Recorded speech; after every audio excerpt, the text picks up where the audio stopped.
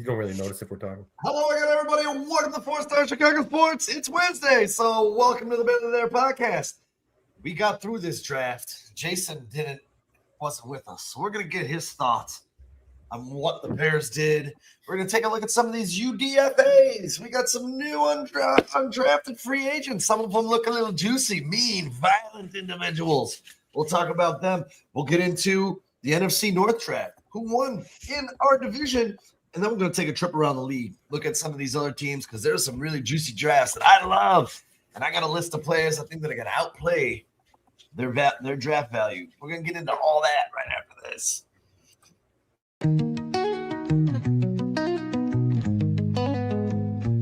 Windy City banners rocking 4 stars aligned. Dynasty dreams rise, Bulls in their prime. Cubs curse shattered, the victory divine. Fields be running, clock ticking on my timeline. Shot-town heroes, legends never fade. Black Hawks flying, cutting ice with the blade. White Sox diamonds, the Southside parade. 4 stars shine bright, legacies they made. Mike with the crown, air rain, no dispute. Sweetness in the backfield, Walter in pursuit. Bear down Sunday's midfield, battles cute. Chicago. Oh, hello again, everybody. How's everybody doing today on this fine Wednesday? The Chicago Cubs win. Take 2 out of 3 from San Diego, and we're still pondering about this draft as we get closer and closer to the schedule reveal for 2026. I cannot wait for that. How we doing, boys?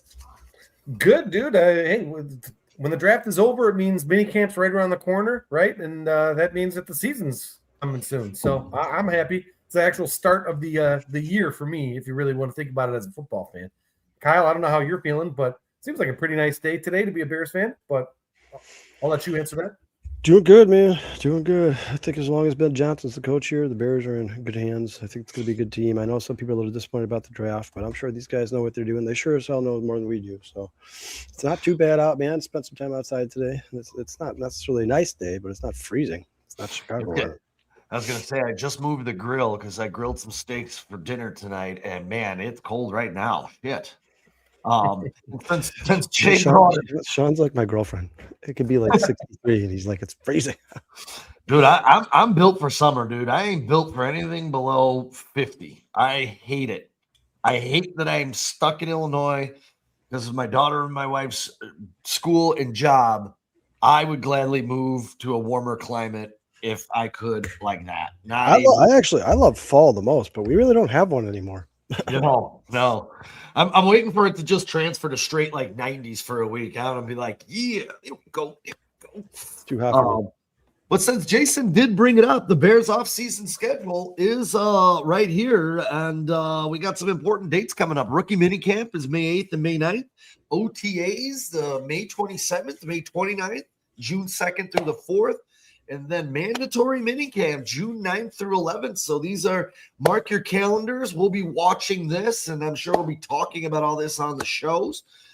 These are the next important dates, obviously, outside of the big-time schedule release that if Michael Wilbon is correct and some others that have said this over the past, a couple of weeks, that the Bears will be opening in Seattle on a Wednesday night. I think it'll be, to my knowledge, the first Wednesday night football game in my memory. I don't know. Well, I think there was one during COVID. Did they during COVID? I think there was one during COVID. Maybe I'm wrong, but I thought there was at least one. Are we positive that it's going to be the opener, or I hope it's not, to be perfectly honest?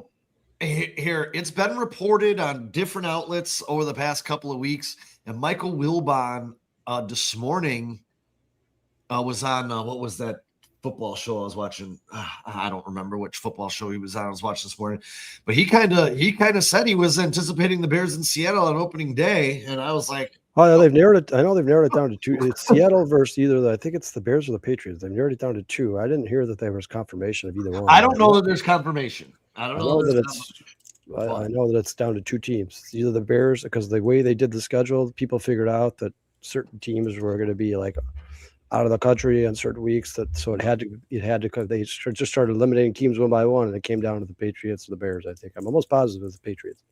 And would that be at home, or would that be in Seattle? It'll be in Seattle. In Seattle, the Super Bowl winner always gets the home game. I don't want to But put a home opener on a Wednesday, dude. I will. No, I'm tell not you gonna lie. Not really excited about Wednesday night football. I feel like tell you shit this, all day Kyle. Thursday. And Jay, we're gonna have, if that's the case, we're gonna have to make it worth our while and put together a Chicago Bears first game party. We're gonna have to do something to celebrate the kickoff of the 2026 season on a Wednesday. Nonetheless, it'll be an easy dart night on Tuesday. That's for sure. Oh yeah. I'll be honest with you. I don't really like the prospect of playing Seattle in any way, shape, or form at any point in the season. Yeah, I agree with you. A good team again. It sucks. It always sucks to start off the season with a loss, and that Seattle team is good. Yeah, and if they do that, then you'd probably be looking. Hopefully, they don't make the Bears open two road games in a row like they did to I think it was Tampa Bay last year. Tampa Bay didn't open until week 3 at home. A couple teams. Hopefully that's not the situation the Bears get in, because that would suck, man. I don't want to open 2 games on the road, especially if they stick a division game in there after Seattle. Like, oh God, we got to go to Green Bay or Minnesota or Detroit. Ugh, I don't want to do that. Not in week 2. Give me the Saints or something. Yeah. What was that? Dolphins. We could play them in their house. Oh, God, yeah. We could go there. I don't care. It doesn't bother me at all. Yeah, Anybody in the AFC and or NFC South, we should be all right. I actually, the quarterback situation obviously a little not set in Miami, but we'll get into this a little later. I'm a big fan of their draft. I thought they improved very well. I think A-Chain's going to have a humongous season. They rebuilt that offensive line. Miami's, to me, going to take a step forward. I just don't know about that quarterback situation yet, but I think as a team overall, Hafley for his first draft, I think he did really well. So, but speaking of drafts, Jason Padoka, you were not here on Monday, and we had 7 new Chicago Bears enter the fray. So I want to just, get through them. You want to fly through these guys? Kyle and I may interject a little bit here, but go ahead, man. What are your thoughts on what the Bears did and how they did it? Starting with the new pick of the first pick of the Chicago Bears, Mr. Dylan Thieneman. Well, look, we were all together, obviously, when they picked, right, during the draft show, and we all looked at each other and gave each other big hugs. I think Tommy and his buddy were there too. Tommy from the chat. I don't know if you're in there today, but yeah, dude, what is there to say? I mean, I'm not going to say anything that you guys haven't already said. We all love Thieneman. Probably number 1 or 2 safety on the board, right? He was literally the second one that went. So by that virtue, you would think that he's actually the second rated by the NFL safety. He's great. He's speedy. I think at safety now we have 2 dominant studs. We were talking about it before the show here. The Bears secondary is really good now. And we got some depth with Frazier if he can stay healthy. I hope he's okay. Tyrell Smith, we can't forget about that guy. He was maybe pushing Tyreek Stevenson for a starting role. I mean, man, I think we're good. As long as they all stay healthy, that's a pretty damn good secondary right there. Now, number 2 pick, Jones, maybe a little bit early, but there was some center run going on there. Look, we all talked about Hecht and Slaughter. A lot of people had those guys as like the 1 and 2 guy, and all of a sudden Logan Jones gets picked, and everybody's like, "Oh, he's the number 1 tight end." I knew he was good, but I didn't think he was necessarily that good. But from all accounts, this guy's pretty much pro ready. So there's a really good chance that he might be starting. Because let's be honest with you, Bradbury, maybe knows his offense, but he's got to learn all the languages and everything too. So it'll be a very interesting battle to watch in training camp this year is those 2 guys. And then, of course, the Bears, we'll get into it a little bit later, but the Bears invited my guy, Josh Kreutz, to minicamp. So we'll see if he actually winds up getting a contract or not. I hope he does, even if it's a practice squad guy. But, hey, anytime you can get him hanging around the team, that means his dad's probably going to be hanging around the team. Maybe a future offensive line coach for the Bears. Whatever. I'm obviously a homer there. Then we get into the 3rd round, right? And I think this is where everybody had their biggest issues. And it's not that necessarily they don't like the players. It's maybe more about the value of the players. Sean, I know I think you and Brugler call them, dinosaur arms, T-Rex arms or whatever. T-Rex. But look, by all accounts, all the scouting reports say he's still like a pro-ready blocker. So That's what we got him for. And to be honest with you, when I look at it and I think of, all right, so now we've got, two great wide tight ends in Roush and Kmet. Kmet's got still a pretty damn good catch rate if you just stop falling after he catches the ball. And then we've got, our stud tight end might be the best tight end in the league this year. Let's hope and pray in Colston Loveland. And then you're going to wind up at wideout either, Roma Dunze and Luther Burden. The next guy we're going to talk about, maybe he's also in the backfield too. The offense is going to look very interesting and it might be very, very confusing. And I think these two picks probably spoke more about Ben Johnson's vision of the offense than anything else and what he values more than everything else. Now, as fans, we valued a lot more, probably more D-line picks here. But I also think that a lot of the really good value at edge was probably gone by then. But there was still some other guys we could have picked, right? I maybe would have tried to take another cornerback if we could early there. But the one we got later was just as good too, in my opinion. But really, Sam Roush, maybe a round too early. I wouldn't say he was drafted too early, but I think the kid will probably be starting games right away, which is good. And anytime you could draft a player and they make an impact on day one, game one, it's a good draft pick to me. They're not all going to be Pro Bowlers, right? It's just not possible. Now, the next guy, I think, is where everybody's having the biggest problem here, Xavier Thomas. He's probably going to be a special teamer. What kind of puzzles me with that is we just got Khalif Raymond, who's a really good special teamer and return guy. So I don't know if this is maybe more for a future pick or whatever. But, we were listening to that one clip right earlier before the show here, before you got on there, Kyle. He's got elite speed. So if you can get him in an open field, nobody's catching the guy, And he actually, I was watching a highlight reel when you were before the show started here. He's got pretty good hands too. The problem with him is he's a terrible route runner. So if the coaching staff here can actually get him to run routes, we may have a much better pick than we think in this guy. But the problem is we could have picked him in the 7th round. That's the real problem here. Nobody was really eyeballing, as far as we know. Maybe other teams were. But I did the numbers. He was the 16th wide receiver taken. Where was it here? Yeah, it was the 16th receiver taken, 38th on Draft Buzz. And I want to say, I think Next Gen Stats NFL had him as the 13th best wide receiver, but I think that's more because of his value in other parts of the game. And really was the 7th best wide receiver athletic score at the combine. So, the Bears really do value that RAS.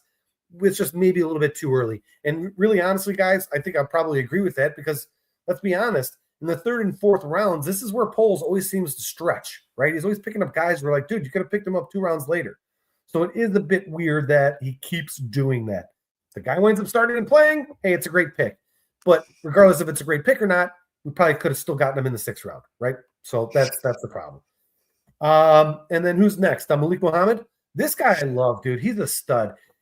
He's going to wind up being a starter for the Bears at some point. I don't know if he could break through this year with the way that secondary looks on the Bears. But, man, what a great pick. And honestly, I think that this might be the best or second best value pick that we got. Thieneman was a real big value. Nobody thought he was going to drop out down there. But I honestly think Malik Muhammad probably could have gone a round or two earlier. He's a really good player. Yeah. The big knock on him is he's really good in zone coverage, but he's not that great on man. But the Bears thankfully play a lot of zone defense. So I think that's what DA was looking at there.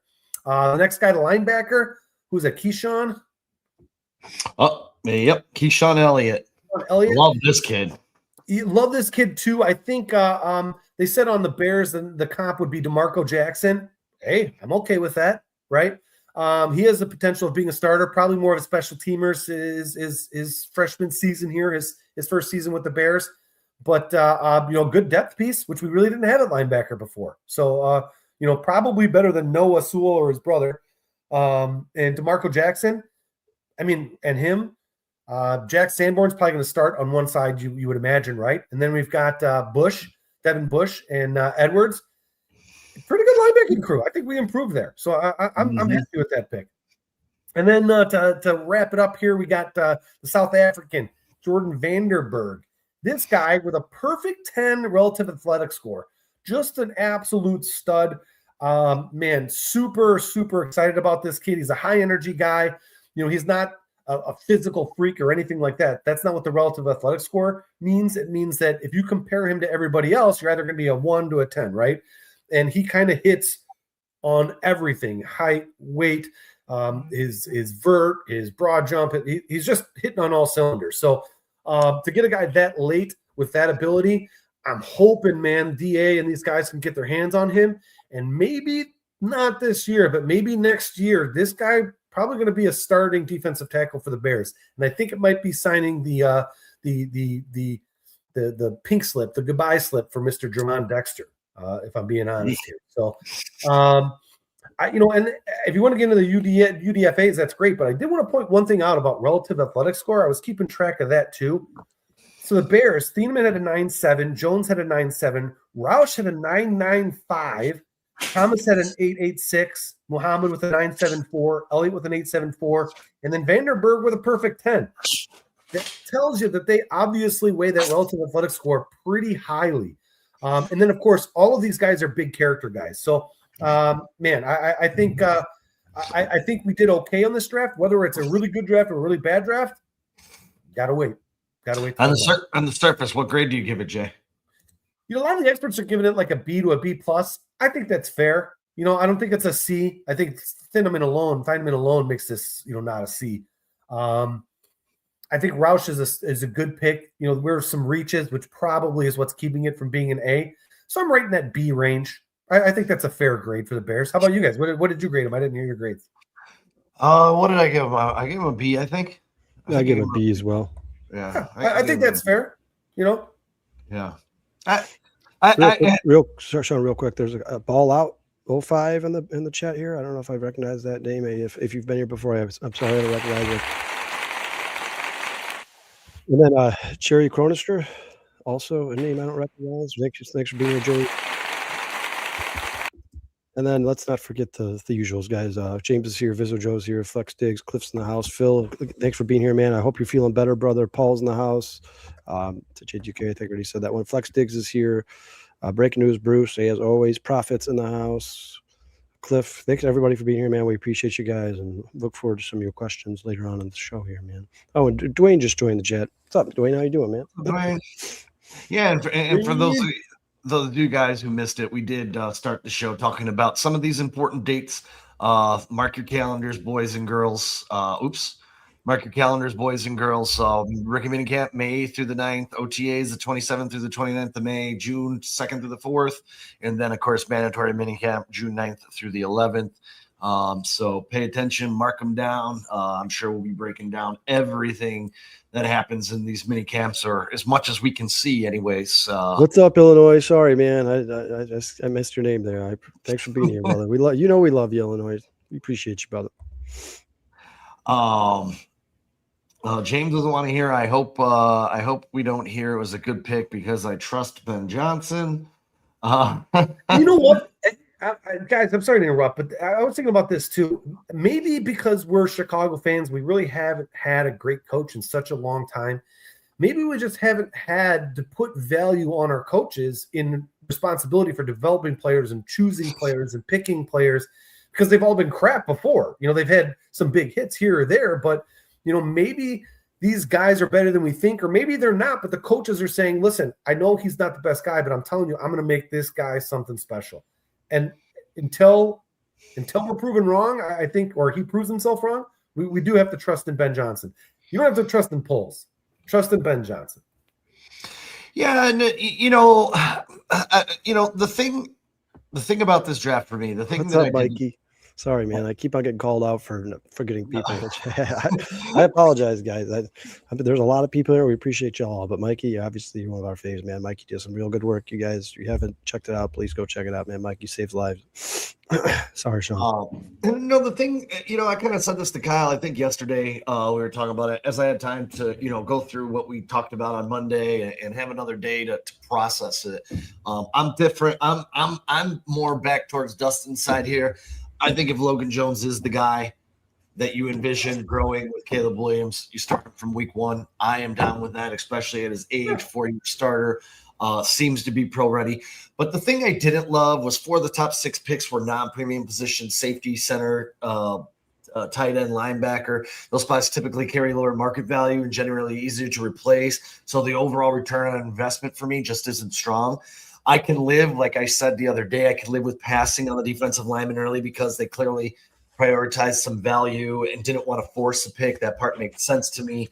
But even when Thiemann falls to you, you have to take him almost at that point. I mean, well, even with that approach, it still feels like, and we're going to talk about this because I put the stats together. It still feels like the defensive line should have been addressed later on. Guys like Landon Robinson, Caleb Proctor would have made a lot of sense as late round targets. We talked a lot about them. What I did like, though, was they clearly drafted with their scheme in mind, and they added some versatility across the board. You can see where the pieces are going to fit together. Thiemann and Bryant, we talked about this on Monday, can play, are very versatile, can both play strong, can both play free. So you can disguise your fronts in the defensive backfield.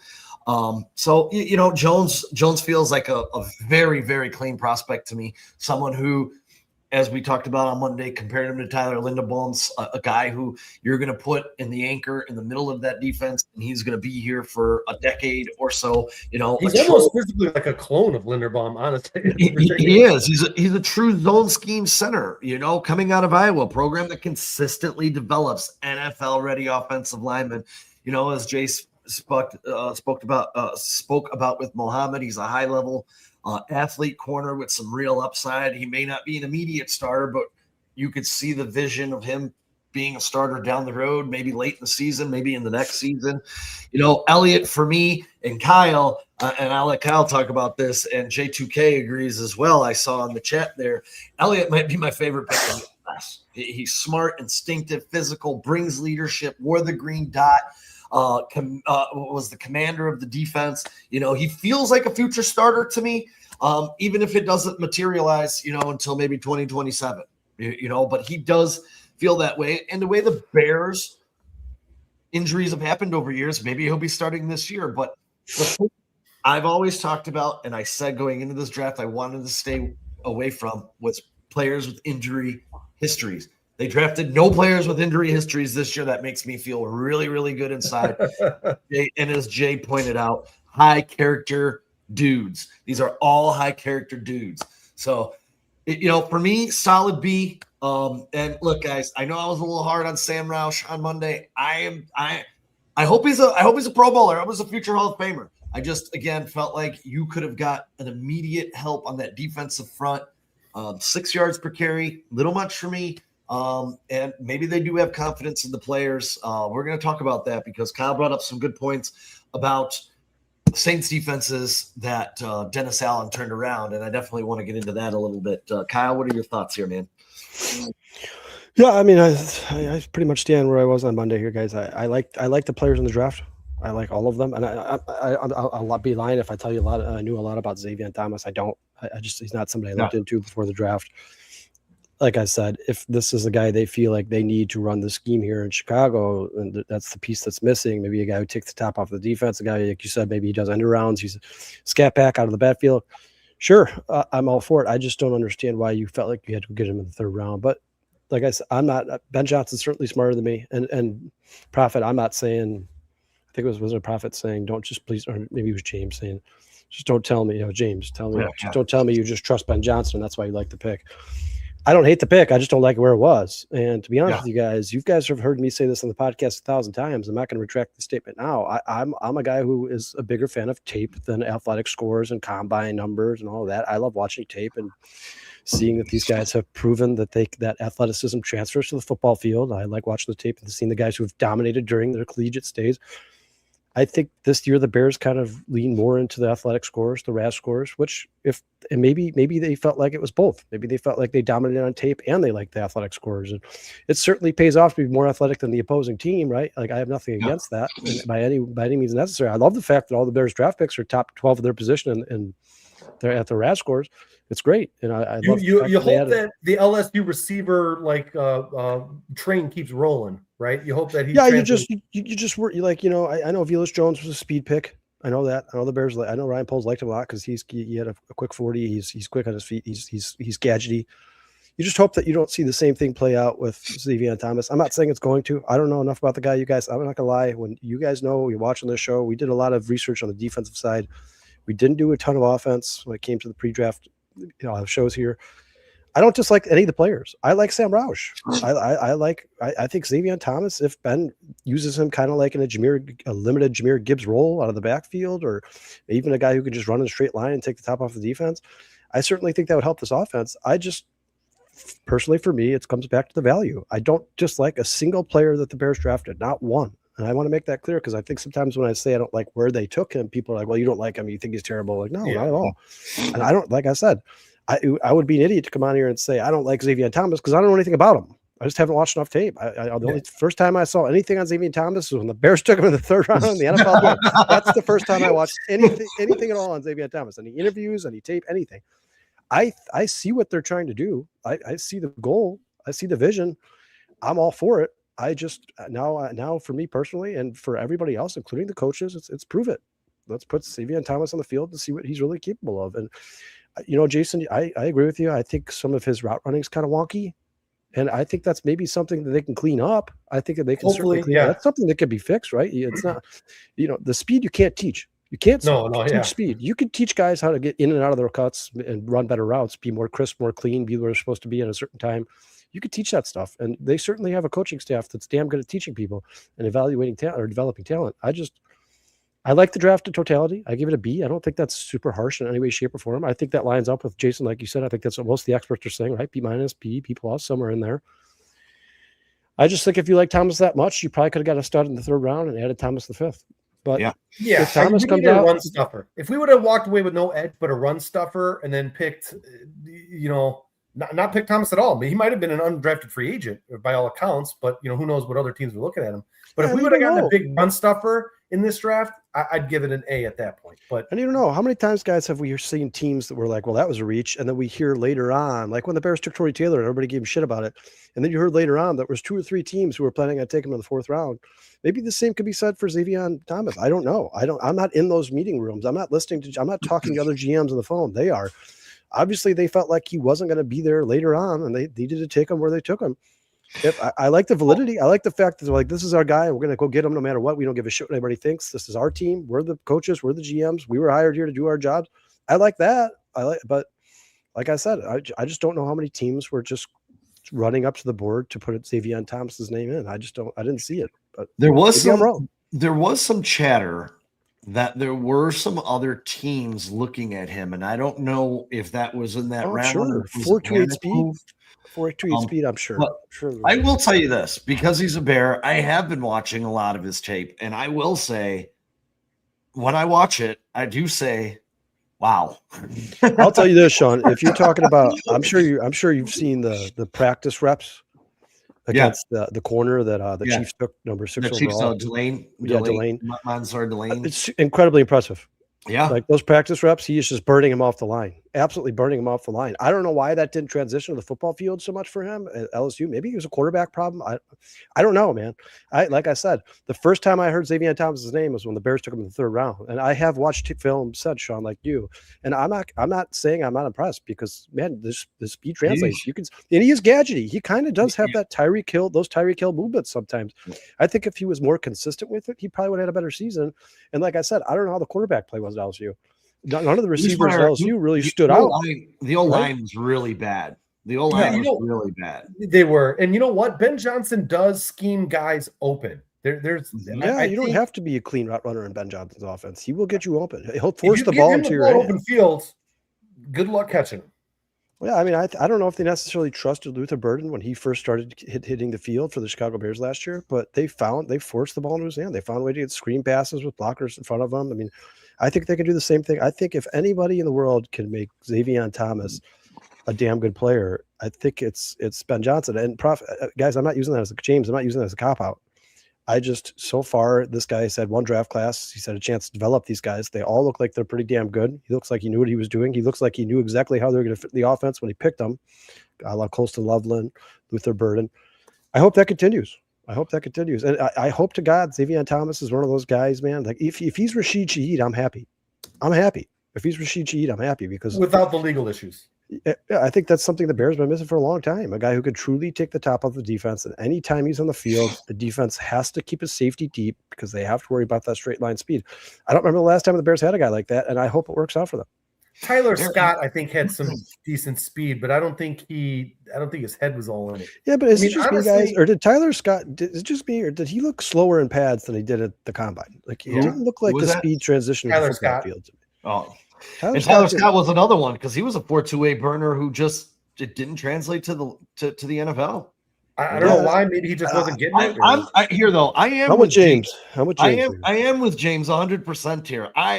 We Kyle, both of us, and I can't remember if you did too, Jay. We macked Brendan Thompson into the Bears in those later picks, and he was there with an opportunity for the Bears to take him a more defined wide receiver that if Roma Dunze, Luther Burden, or one of these guys has to miss 4 to 6 weeks, you feel a lot better. Xavier Thomas, you're going to put him out there and be like, well, let's hope this works. And Kyle, for you, because I know this is always a knock for you, he's 5'10", 190 pounds. I know you hate smaller wide receivers. Where are you with that portion of it? Because he is that's not deniable. And people can love Xavier in the chat. They can love Xavier Thomas all they want. They could be like, well, if they perceived his value to be the third round, then he's the third round pick. That's fine. Profit, I'm all for it. But that's not deniable. How many times has Jaden Reed been hurt? How many times has Tank Dell been hurt? How many times these little guys get hurt? They get hurt constantly. That is not an argument about. Go look at the statistics, guys. Anybody under 190 pounds in the NFL usually deals with nagging injuries. It's pretty common. It's pretty common. Getting hit by guys that weigh 250. I don't think he's going to be used as much. But I think that there's probably a good chance at some point in Xavier Thomas's career, if he gets hit by a 240-pound linebacker, something might not go the way he wants it. Now, you're taking that risk with everybody in the draft, right? Anybody in the draft can get injured. The biggest guys in the draft get injured. But it seems to me the guys like Jaden Reed and Tank Dell, I feel like week in and week out, when you look at the injury reports, they're constantly on it and they're constantly dealing with some maintenance of some sort. And Xavier Worthy's been okay so far.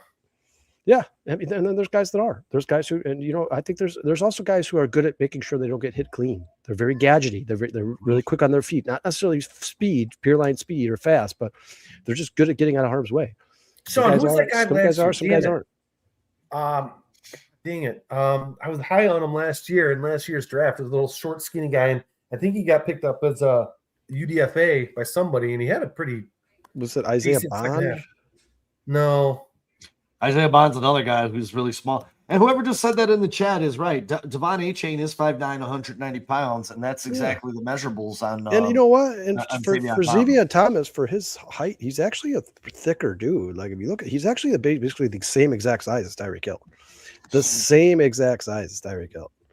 But well, Prophet now Tank Dell's had two freaking. How many injuries can you say are freak injuries if he's had two major injuries in his career? Tank Dell has missed. How many games has Tank Dell missed? Guys, he's missed half his career. A big chunk of every season he's been in, right? Yeah.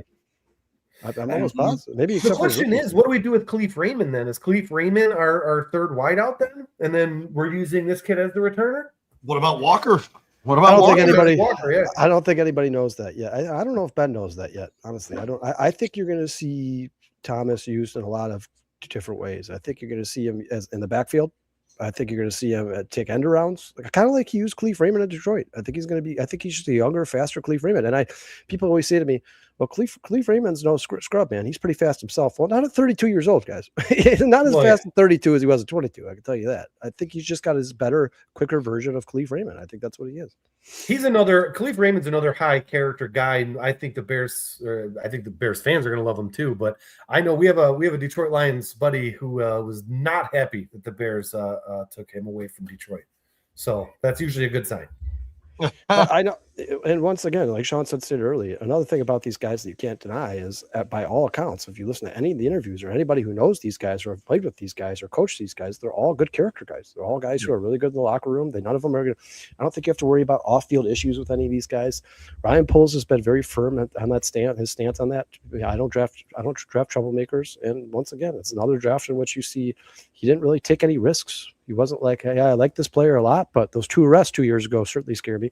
I just think at this point, in Ryan Poles' tenure, he's not lying. Like, you're never going to see him sign a guy who's had a bunch of arrests. It's not going to happen. Yeah, and someone just said, check out, the first 3 years of Brendan Thomas's his career. I mean, you could say the same thing for Roma Dunze. I think his first couple of years in college, he didn't even have 500 receiving yards. These players, they grow, they develop. And when you're talking about saying Brendan Thomas, look at his first 3 years. Look at Xavier Thomas's college career. There's not much there to talk about. So if you're comparing the two and saying, hey, I do this or I do this, Brendan Thompson at least had an 1,100-yard season. He at least has top-end speed. He can at least play on the boundary and be a threat that's, and I'm not saying that Xavier Thomas can't, because when I watch his tape and I see him taking these end arounds, I see him taking halfback pitches and, getting these little screen passes in the flat, and the way he's so shifty and just jukes and jives and gets open. Yeah, when I watched that tape, I sent Kyle like a 4-minute video of his college highlights the other day. And I had to send it to you because me and you were talking about him, and I was like, holy crap, man. Like, if you could figure out a way to appropriately use this guy in these situations, he could move the chains for you, and he could break away. He could break out. Yeah, like, I think Xavier Thomas has much more value in the Bears offense than he would in, like, say, I don't know, the Browns offense. You're talking about a coach that's like still trying to figure out just how to move the ball forward. Doesn't really have room for gadget guys. He's not really concerned about speed. He's just concerned about moving the ball 5 yards at a time. Probably not going to work out too well. But for a offense like the Chicago Bears, where they feel like they have the playmakers here who can carry the load, then you have room for those luxury guys. Now the Bears can go out of the way and start getting guys who maybe aren't necessarily considered necessities, but they do make your offense a lot tougher to stop. And I'm all for that, guys. If the Bears think that next year they're going to be a top 20, between 15 and 20 defense in the NFL, then yeah, you're going to have to score 30, 35 points a game if you want to win in the playoffs. Because if you're the 15th to 20th ranked defense in the playoffs, the odds are the teams you're playing are probably going to score some points, right? Yeah. Let me ask you, if we pick Thomas at 5th round, do you like that pick more or less? Yes. Yeah, like I said, I'll say it one more time. I like Xavier Thomas either way. I like the value a lot more. Yes, Jason, if he's taken in the 5th round. Like I said, we weren't in the meeting rooms. I don't know if other GMs were looking at him. I have no idea. Maybe the Bears took him in the 3rd round because they're like, man, we want this guy in the 5th, but it sounds like there's 12 other teams that really want this guy too. I guess we're gonna have to take him here in the 3rd. Maybe if somebody forced their hand, I don't know. I'm not in the room. You guys, all I could do is look at the draft as black and white. Look at the rankings of these guys. Look at all the mock drafts that have been done, and then see where the Bears took him and give you my evaluation. I didn't hear Xavier Thomas's name anywhere before the draft. All of a sudden, he's a 3rd round pick to the Chicago Bears. Like, Prophet, he says, deal with it. Listen, I am, and I'm rooting for the kid. I'm a Bears fan. I hope he's one of the best receivers in the NFL. I hope he's at least there was tape on this guy. I just don't. It was just, for me, when I'm watching the draft, I'm like, Xavier, who is it? Am I drawing a blank, or have I never heard this guy's name before? It's the same thing that happened with Ruben Hippolyte. Yeah, we were on the show live when Sean watched them draft Ruben Hippolyte, and Sean's like, and the Bears take. Who the fuck is Ruben Hippolyte? And he ended up being a healthy scratch for most of the season. Yeah. And that can be a concern, because as you know, the meat and potatoes of the draft is your 3rd and 4th round. And again, I dare anyone to go look at the teams that are consistently in the playoffs. They're not reaching in the 3rd and 4th round. They're getting contributors that contribute to their roster on a regular basis, that are starters, potential Pro Bowlers. I mean, I didn't want to reach, but again, I said this. I said this on Monday. I'll say it again. I'm not the guy in the meetings, understanding, watching the film, evaluating these players every single day. They are, and from the outside, like I said, it might look like a reach or an overdraft, but in reality, it only feels that way because it didn't match my expectation for what I wanted the Bears to do. And I wanted the Bears to fix the trenches. Yeah. I really wanted the Bears to get in there. And, Grayson Holton was there. And I'm a huge Grayson Holton fan. And I thought, based on his size and his ability, that's a player that fits the size that Dennis Allen would fit his scheme, kind of the smaller bodied, athletic, versatile defensive lineman. But again, I'm a podcaster, man. It's sitting in my garage. These guys are getting paid $20 million a year to make these decisions. So I can sit here and cry and complain and bitch about it. But at the end of the day, they're making the calls. Again, they're studying the tape. They're evaluating the players. If they feel like these players are going to make a huge difference, no matter if I like them or not, more power to them. And yes, I know, James, this might be a cop-out to you, but I do trust Ben Johnson, his evaluation, and the players that he's picking to put directly in his scheme to help elevate the offense. I have no choice because he went last year. He did it. He didn't prove us wrong on any pick except for Ruben Hippolyte. So, Sean, let me ask you this: if he runs back a game-winning kickoff in overtime or whatever to beat the Packers and eliminate them from the playoffs, and the Bears go into the playoffs, is all forgiven for that pick? Sure. I mean, look, he's a Chicago Bear now. Well, so yeah, I want him to be a Hall of Famer. Right? Like you're a Bear. Be a Hall of Famer now. Be the best goddamn player you can be. Yeah, like, even if you're a gadget player, be the best gadget player the NFL's ever seen. Right. Like the guys, Devin Hester wasn't on the field for 100% of the snaps, but he still had one of the biggest impacts of any player ever to play for this franchise or organization. If Xavier Thomas is the same thing, I'm not going to be like, well, he didn't have 1,400 yards and 6 touchdowns. Now, listen, would I rather have a guy who had 1,400 yards and 6 touchdowns, like a third-round receiver who ends up being like Cooper Kupp or Tyreek Hill, third-round pick, fifth-round pick? Sure, yeah, but obviously Ben knows what he needs for this offense. I don't. This is the guy he chose. Let's see it turn into fruition. I like. He could be getting 70 touches a year as a returner, both punter and kicker. So it could be actually pretty high value. And special teams is certainly becoming more valuable. Real quick, Sean, I like what Paul said here. He says, I would argue that Studsville needs Thomas' skill set more than Randall. Yeah, maybe there's another point. Maybe the Bears didn't like any of the running backs in the draft, and they wanted to add speed to the backfield, and they were like, you know what, we don't like any of the running backs, but we could certainly take a guy like Xavier Thomas and make him kind of like a scat back, quasi running back. Yeah, like almost like a Tariq Cohen type player. Like, if that's the case, awesome. I hope, because you add another dimension to that backfield. You know, Swift is kind of that guy who's great in open space, great catching the ball. One guy will run you over if you give him the chance. Maybe Thomas is this guy who runs right by you. I don't know. I have no idea. It's going to be interesting to see how they use Thomas in this offense. And Sam Roush as well. I can't wait. I think Sam Roush is going to be more involved in the receiving game than people think. I think he's going to be out there a lot because they're going to have to get some help chipping on that left tackle side throughout the season. Yeah. But here's the difference. I think that when Jerome Smythe was out there, the opposing defenses were like, well, Smythe's here, he's going to block. You know, I think he had a handful of catches on the season, 4 or 5 catches maybe. I think when Sam Roush is out there, I think he's more of a threat in the receiving game than people think. I think the Bears think he was in a terrible situation at Stanford, one of the worst passing offenses in all of college football. And they saw something in him that maybe we don't see, or maybe other teams didn't see. And they're going to get him here and be like, look, he could be a 3-4 catch a game guy for 25, 35 yards. And as long as he does that, the defense has to pay attention to him. They have to. That could be the drop rate. The drop rate still sticks out to me. The drops still stick out. 7 drops is too much. That's too much. But you know, that's also something you can improve. And I hope so. I hope so. Again, Sam Roush is a Bear. Not probably my least favorite pick in this draft. I'm on record. I gave him a C- on Monday. I'm not changing that. I thought for the value, and I understand it was draft appropriate because there was a run of tight ends, and the Bears really wanted one there to run this 13 personnel that they want to run, which he was the heaviest 13 personnel runner last year. So I'm sure he's going to repeat that, expand on that a little bit, maybe open up a bigger playbook in 13 personnel. I don't know what his plan is. But again, for me, it is what it is. They're here now. You know, what I wanted was help on the defensive line. And, you know, Paul, that's the best typo I've ever seen. What did he say? He says Swift, Madonna, Thomas, and Caleb on the ground can get us 170 to 180 rushing yards per game. And then he says, I'm sorry, guys, I meant Manungai. But it'd be awesome to see Madonna get ran over by a NFL linebacker. That'd be fun. Like 75 years old right now. Yeah, I actually just saw a picture of her online or something. She doesn't look bad for her age, dude. She's still... Yeah, she just, everything that comes out of her mouth besides her music is useless. I don't really listen to her. So. All right, Sean, do you want to, anything else you guys want to say about the draft? Sorry, Jason, we kind of beat the draft up on Monday. I just don't want to spend too much.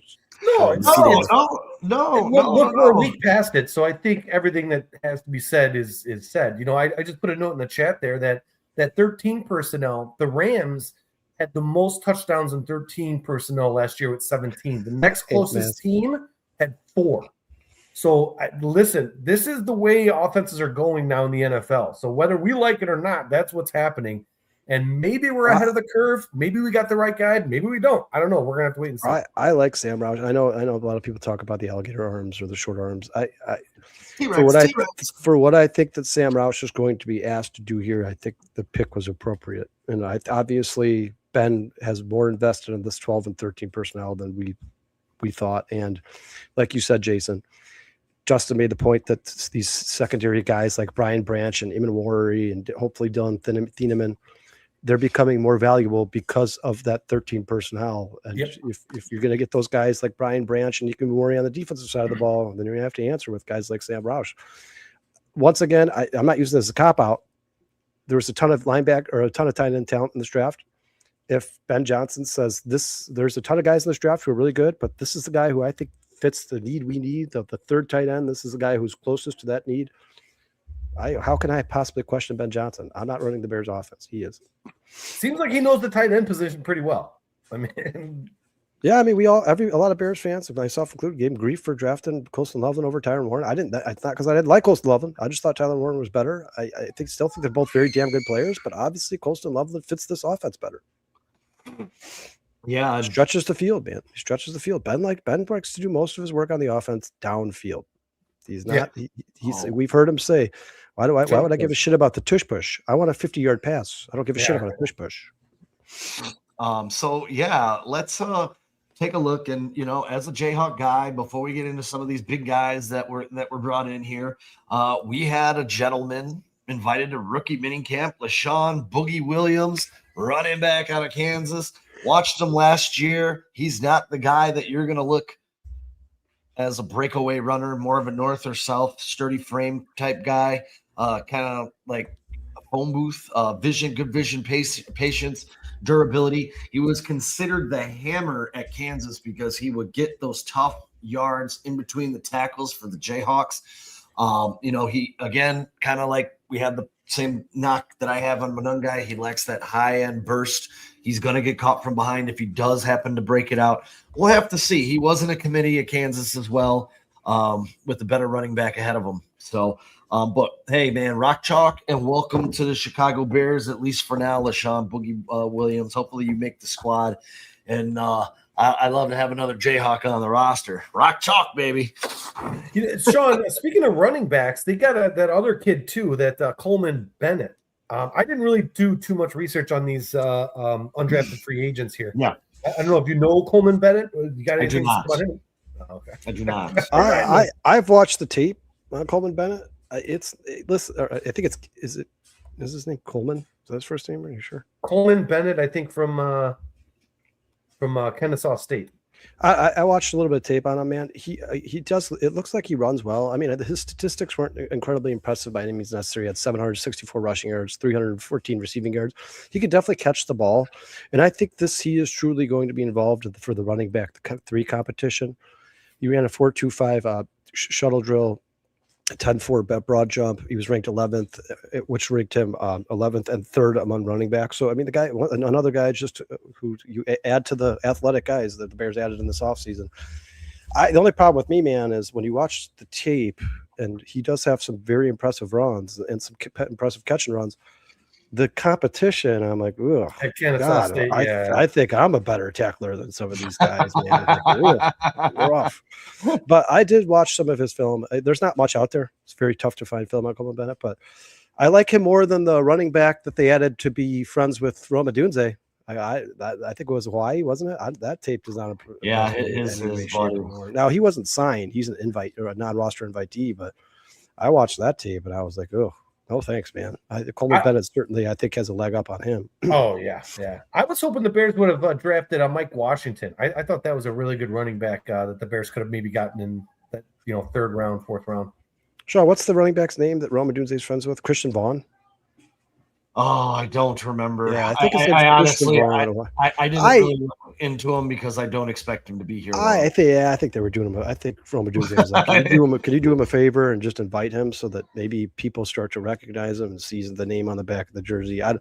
I do not expect any of the non-roster invitees. No offense, Jason, including Josh Kreutz. I don't expect any of these guys to make the team. It's gonna.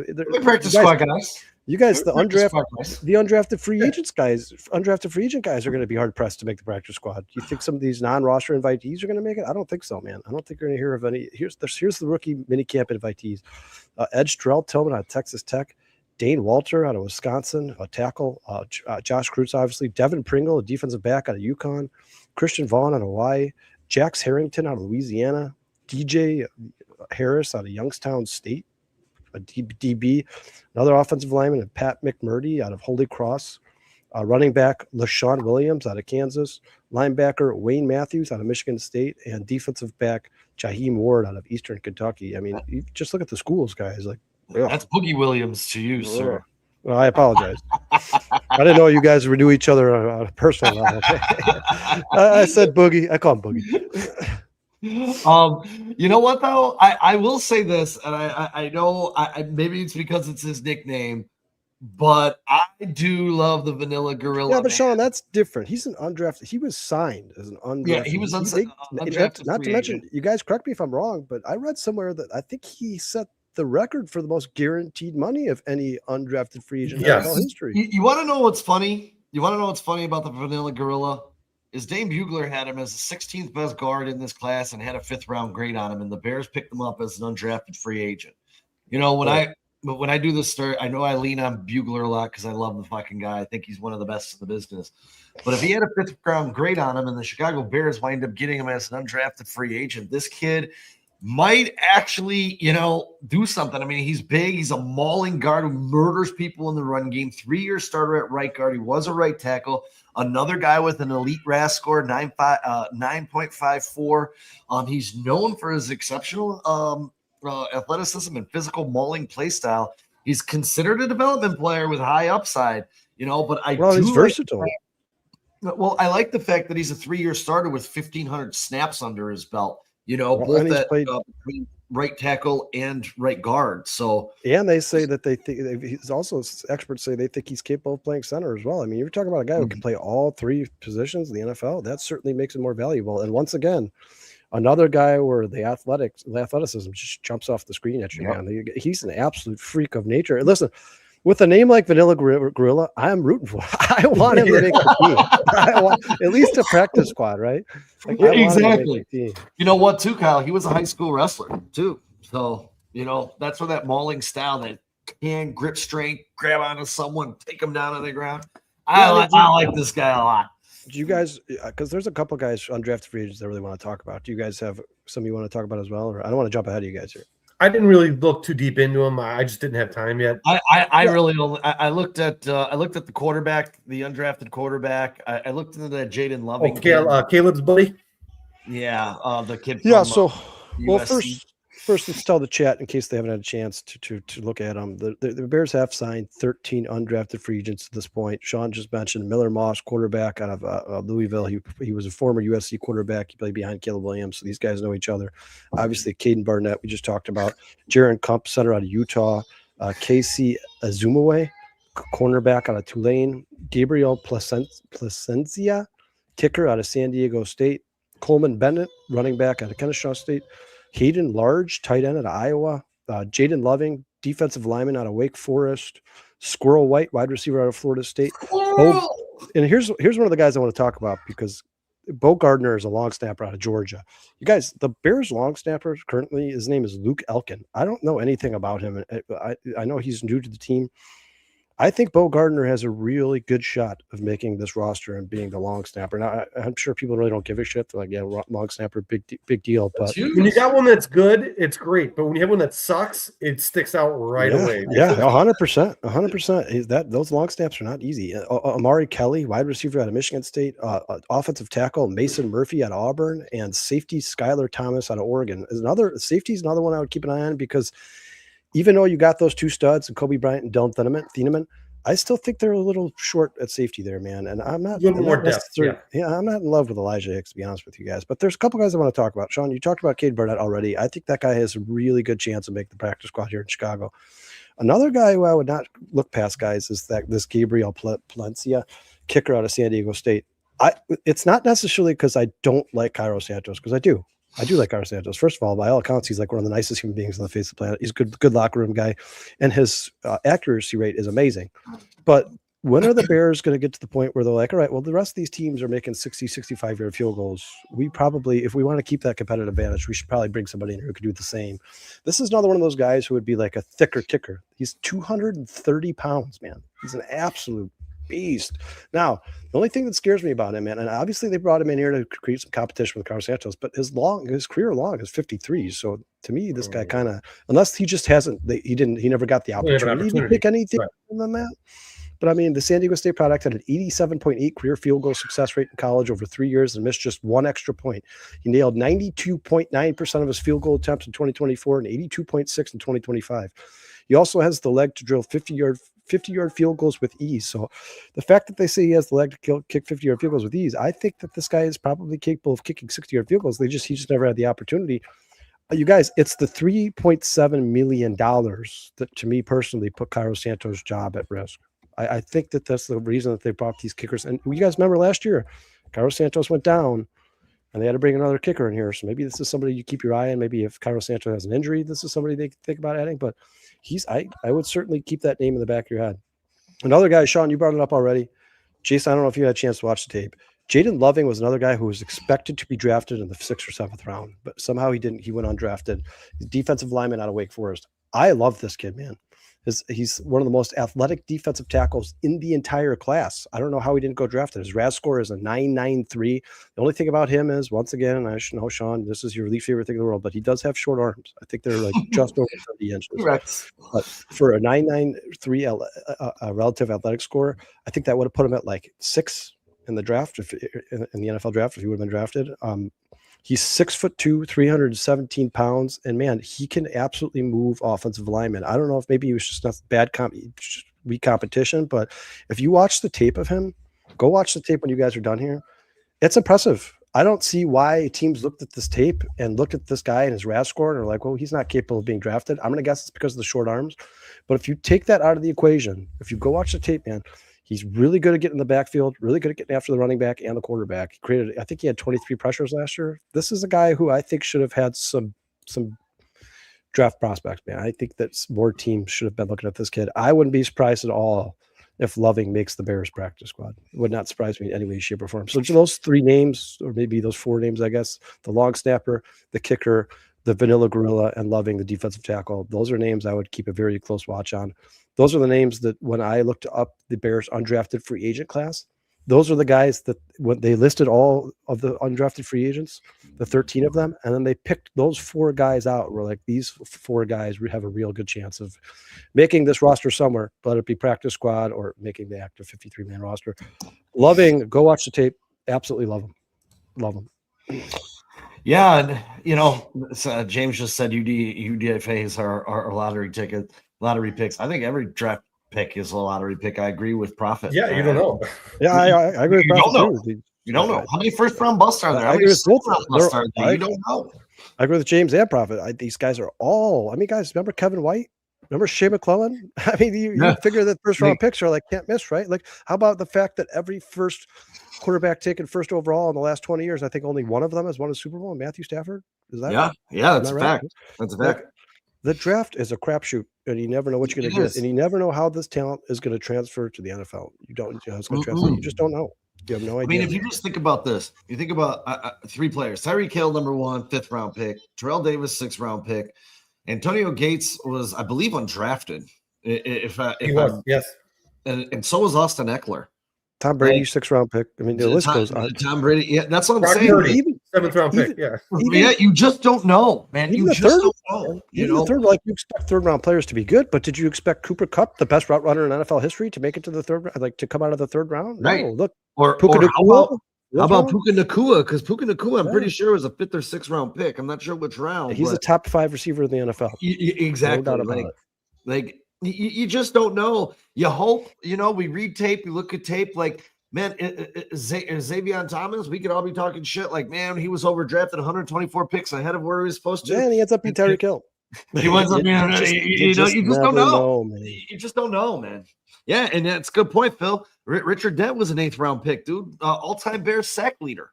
Like, you just don't know, man. You just don't know. I agree. And, we spent all this time, and I said this: Sonny Styles, my favorite player in this draft. Sonny Styles can go into the league and absolutely suck. I don't think it's going to happen, but who's to say it can't?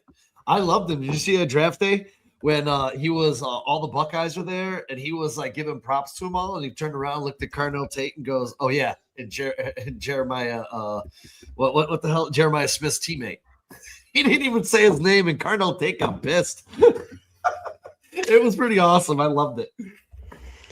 Yeah, I mean, you guys, it'd be one thing, if the Bears had the Eagles roster, a team that was, or the Seahawks roster that was this close, just won a championship, and they lost a couple guys, and they addressed that in the draft and free agency. There's a good chance that none of these undrafted free agents make the team because they're probably pretty happy with the roster they got. But when you talk about the Bears, let's see, Theo Benedict, Jack Sanborn. I mean, I'm missing a ton. Who else is on the Bears now? Theo Benedict also started games for us, was a UDFA.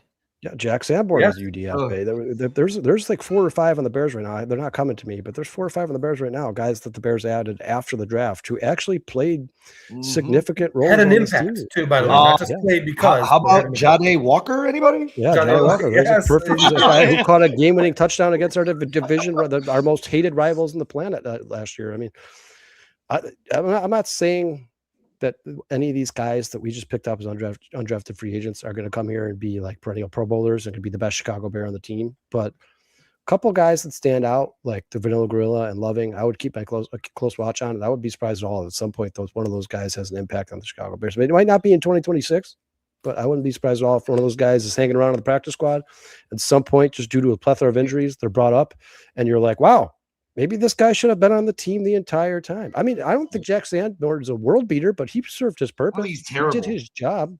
No, he's a starter. He's a very serviceable guy. Probably a backup on some teams, a starter on others. But he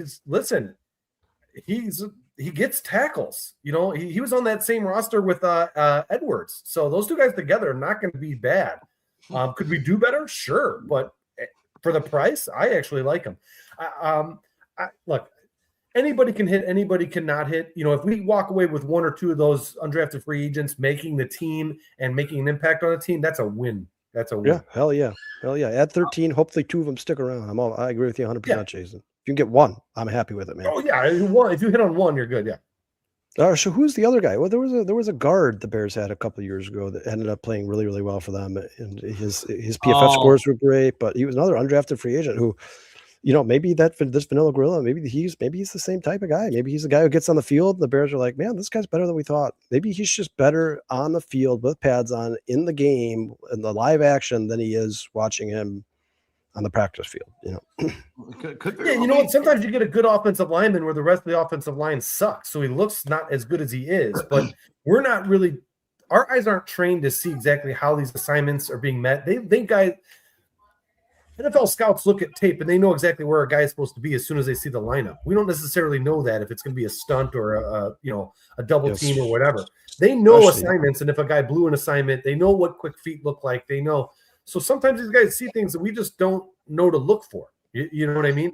Hell, tape is not easy in the first place. We said this I think earlier this year or sometime in the year last year, where Mike Singletary couldn't figure out how to watch tape until his second year. Mm-hmm. He literally said he was crying, and then he finally got it, and Hall of Fame. Yeah, and by the way, no disrespect to him, but I'm never calling him Caden Barnett again. His name is the Vanilla Gorilla. That is his name. I hope the back of his jersey says Gorilla. And James, the Gorilla. And I'll say this, James. You said he didn't do much. He tied the game against the Green Bay Packers in one of the most important games of the season by running a crisp route, breaking off of his defender and getting open in the back of the end zone for Caleb Williams to find. And didn't hesitate to pull the trigger, which means the quarterback has trust in him because the quarterback doesn't throw to people you don't have trust in. The Bears obviously trusted him because they upped him with a 3-year deal. So it's not us. It doesn't matter if we're high on Walker. The Bears are. That's why they gave him a 3-year deal. Fair enough. I think Ben Johnson has a text chain with Dante Purify, who told him about Jade Walker. Well, and I don't know if you know this or not, guys, but as soon as Cicada started to fall out of favor, he wasn't really on the field all that much. And Jade Walker started to see the field more and more. I think that tells you all you need to know. On top of it, listen, you guys, I know it's just the preseason. All you can do is play the competition in front of you. And Jade Walker also had 2 game-winning touchdowns in the preseason as well. I mean, he's obviously built for big moments, regardless of who he's playing against. He loves those big moments. I like Johnny Walker a lot. I'm rooting for him, man. I wish him nothing but the best. I hope he is an integral part of this Bears offense. Hey, you want to know the truth? You want to know the truth? Is I've said this on these shows many times. I love his story, dude. A guy who's worked himself up from the bottom, from Division II, or no, it was JUCO college, I believe. Yes. To getting a spot in the SEC, to then still being disrespected, going undrafted, earning a spot on the Bears roster, and then when the Bears had injuries, coming up with one of the biggest catches of the season. God bless Jahadi Walker. Yeah, I understand how you couldn't like Jahadi Walker. I hope he's the Bears' legitimate wide receiver 3. That makes Xavier Thomas's role much more easy to figure out. And then PZ3443 says Walker is very talented, just needs reps to learn the offense. PZ, sorry if you've been here before, I don't recognize the name. Thanks so much for joining the show. We appreciate you, brother. Yeah, I mean that's all I really wanted to say, guys, on the undrafted free agent. Yeah, and you know what? We never had a chance in the chat. Yeah, I agree, man. I agree 100%. From UDFA to 53, man, on effort, man. That's what I'm saying, dude. He catches the ball. Honestly, he has some. I know he had a couple drops, but so did every Bear. But you know, I don't know, man. I love these underdog stories. You know, everyone counts them out, and the guy just keeps putting in work to get himself a spot. And I don't care if they sign him to 3-year. I think it was a 3-year, $2 million deal. I don't give a shit. He's a Bear, and you should be rooting for him too to be a future Hall of Famer. I don't know what to say, man. Hey, but that's why you pick character, right? That's why you draft for character. Yeah. It may not pan out, but when it does, because let's be honest, this is a sport like any other. It's competition. You're not just competing against other teams. You're competing against other guys on your team. And if you're not, your team is going to go stagnant. When everybody's trying to get better and fighting it because there's a guy right behind you, that's why you want the character, because the guy's going to, you know what? I'm going to come in earlier. I'm going to stay later. Yep. I'm going to watch more tape in the offseason. I'm going to be spending my money on my body. I'm going to be spending my money on more coaching. I'm going to be doing this. I'm going to be doing that. That's the character. It's when you get guys that are like, it's the offseason. I ain't going to do shit. Gain 15 pounds. Show up to, Nate Davis? Are you talking about Nate Davis? Is that what you're talking about? Hey, James, I got a question for you. Money talks, bro. Who's the Bears' other receiver if Roma Dunze or Luther Burden get hurt? Sean, I think he might actually be making your point. I think he's saying, like, I'd rather have a receiver that's not making any money here for the next 3 years than the guy who's making $110 million, right? Especially if he has the same skill set. Real quick, I like what Sean, you just what? I like what J2K says. He says, Walker's college QB sucked. He was dope on tape, great hands, great size and speed. He just got a bad deal after JUCO. Yeah. Sometimes you find a diamond in the rough, man. And I hope I pray that Johnny Walker ends up being one of the best receivers. I hope every Bear on the team ends up being one of the best players in the NFL. That's guys, if you really want to know how I feel about Jahadi Walker, go to 4starchicagosports.com. I have a piece that I did on Jahadi Walker, his trials and tribulations from JUCO all the way to his celebratory catch against the Green Bay Packers during the season. He's a fantastic story. I just don't know. He's the guy that you make movies out of. Like, no bullshit. If this guy turns into a quality NFL wide receiver and spends a long time in the NFL, someone should make a movie about him. Maybe 4 Stars will. But I don't know, man. I love the interview where he's like, hey, man, for me right now, the position I'm in, money means nothing. Absolutely nothing to me. What means NFL reps would mean the world to me. I just want to give a chance to prove myself. That's what you want to hear, man. That's 100% you want to hear. And Jason, like you said, as long as even if he just comes here to create competition, iron sharpens iron, man. You heard Logan Jones talk about it when they talked about the competition with Bradbury. if he just comes into the wide receiver room and creates more competition, maybe lights a fire under a guy like Xavier Thomas's ass. I'm all for it. I'm all for it. Yeah, 100%, 100%. Hey, and you're right, man. Iron sharpens iron. So let's get into the NFC North really quick, man, because I'm really happy that I don't feel as though the teams in our division did that great of a job. I think we might disagree on the Packers a little bit because I like Cisse. I like Danny Dennis Sutton. But outside of that, those are the only two guys that I really like. So I guess it's not a crazy good draft for them. And, Detroit drafting Blake Miller, Kyle, we talked about that. And that's a swing and a miss, Sean. That's a swing and a miss. I will tell you what I do like about the Lions draft, though.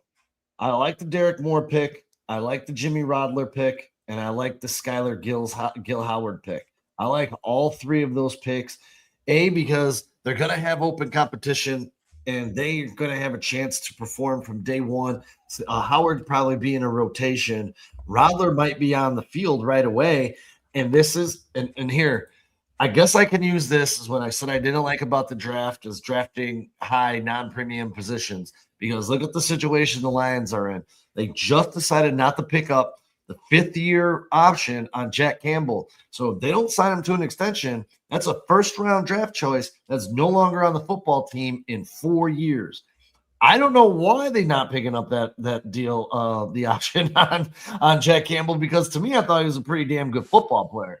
But, hey, and if he's not there, maybe they're not planning on bringing him back, and that was the reason they picked Jimmy Rodler. I don't know. But in Minnesota, I thought their draft just sucked. Worst in the division for sure. Yeah, I don't dislike Minnesota's draft. I just don't like the first round pick, man. And to be honest with you, I really don't even dislike the first round pick. I just, for a guy who has dealing with multiple foot injuries, Caleb Banks, like that's a reach. Caleb Banks should have gone in the second round just based off of you guys. There's a lot of people saying that those foot injuries are going to bother him for like the rest of his career. Yeah, dude. This is not like it's something like, hey, just sit him down for a couple weeks. He'll heal up. He'll be a good player. They're saying that this could be like a career-altering injury, and if that's the case, you took him at what 18? I think he was 18. And at the same foot, he broke the same foot, a different spot of the foot. Yeah, still the same foot. Spots. Yeah, but and for a team that needed a safety, you thought Thiedemann for sure was going to be the perfect fit in Minnesota, but I guess they had other plans. Yeah, Sean. For me personally, I think the best draft was probably. It's tough, man.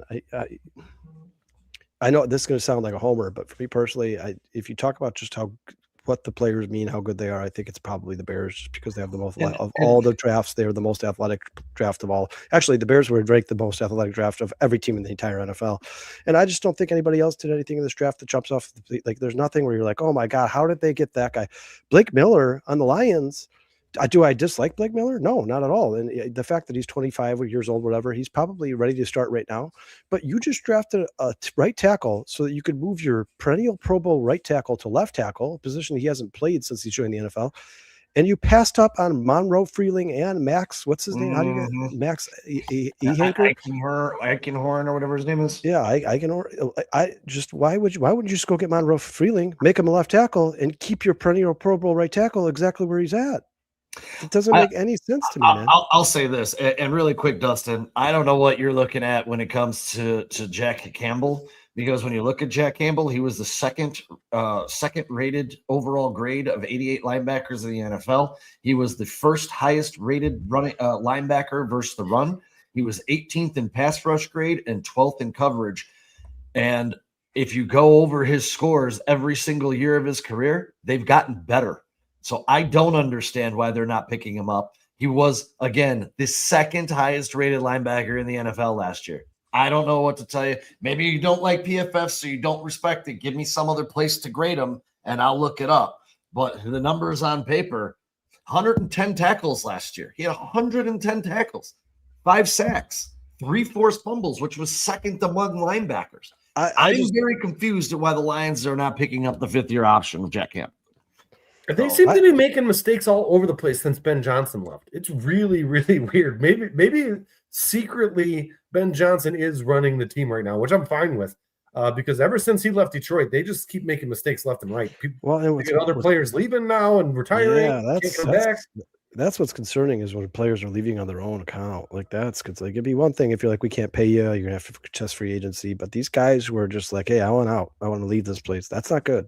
That is not good. And Dustin's point, real quick, outside of Caleb Banks, which I thought was a huge reach, I like Jake Goldie, the linebacker. I like Dominic Orange. I like Caleb Tierman, even if he's a swing tackle, and I like Jacoby Thomas.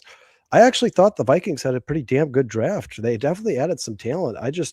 The problem with their draft is your first round pick should be your biggest can't miss, like a guarantee almost. You would think you try to get as close to that as you possibly can. And man, that broken foot situation scares the shit out of me if I'm a Viking. Yeah, when I look at it, you guys are probably right. Jake Galladay, I really did like him. Caleb Tiernan's a good pick. I thought the Vikings had a damn good draft. I'm going to be honest with you, and I know because he's small and undersized that people are probably going to disagree with me. But that Desmond Claiborne pick, Wake Forest, the running back. Watch out for him, man. Little small, but man, shifty, fast. That he could be a problem, and not much competition. Xavier Thomas is the backup to Aaron Jones, kind of, I guess, and you have the Mauler and Jordan Mason. But Claiborne, out of the 6th round, might be able to find a niche for himself. 23-game starter in college too, man. All ACC honors, 4.3 speed. He locates the lanes very well. He has good vision. This is a sneaky good late round pick because, again, running backs are an afterthought here in the NFL. So, yeah, you guys, for me personally, you put a gun to my head. If I'm not picking the Bears to win this draft, I'm picking the Vikings. Especially if what if Caleb Banks' foot is all healed up and he is healthy? Then that's a pretty damn good draft. Those first three picks are really good. It is a solid draft. I know Kyle's going to hate me for this, but when you look at the players that were on the draft board, I think the Packers only picked 2 quality players. I think the Lions picked 4. I think the Vikings picked 5. So I would have to put the Packers with the worst draft in the NFC. Yeah, and they only got 6 not guys. being a biased Bears fan. It's not. And they only got 6 players and no first round pick. I mean, I think by default the Packers are who have the worst draft grade in this division. I mean, you don't have a first round pick and you only added 6 players. The Packers lost like 14 players this offseason, and they didn't do much in free agency. And then you go into the draft with 6 picks to replace them. And you know what? I don't dislike Yager Burton, but to me, he screams more of a good, solid backup. I don't think Yager Burton's going to be like one of the best starting centers. I know other people like him a lot. When we did our center rankings, when we did the show previous to the draft, he would have been like my 8th or 9th favorite center in the entire draft. I'm not. A lot of people like him. I'm not a huge fan. And then you only have 6 picks, and with your last pick, you take a kicker. I like it. So basically, you only had 5 picks. Because but that quarterback, Sissy, I'm going to call him Sissy, by the way. I don't care. When they take him in the first round, he's not a physical cornerback. He's not going to do press man. He's got some speed, but he's not physical. That's great for me. For the Bears, with the size of their tight ends that are going to be running out there, with the size of Roma Dunze and the skill set of Luther Burden, I'm loving that pick for Green Bay. I absolutely love it, which is not good for them. Yeah, and you know what? I will say, like, because that was the first pick, was 52, right? Was that the first? That's where they took Cisse in the 2nd round. Probably, certainly in the conversation, Sissy, certainly conversation for one of the best players available. But that's not saying a lot because 5 corners went before him, 6 corners went before him. Mm-hmm. Like, I don't know, man. I hope that Micah Parsons delivers everything that they need him to deliver because that trade put them in a tough spot, man. I hope he breaks his other leg this year. The Packers just aren't making.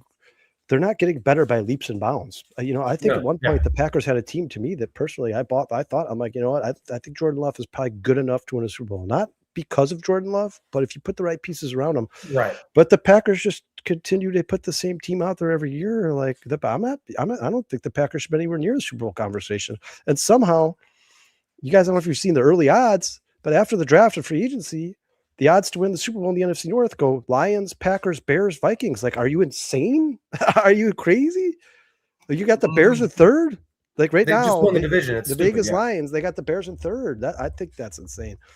I think they do that sometimes to get some money on the Bears to bet because it's the biggest town in that whole division besides maybe Detroit. I just think because of how much this is a quarterback-driven league now. I think the best quarterback in the division should automatically give that team a leg up.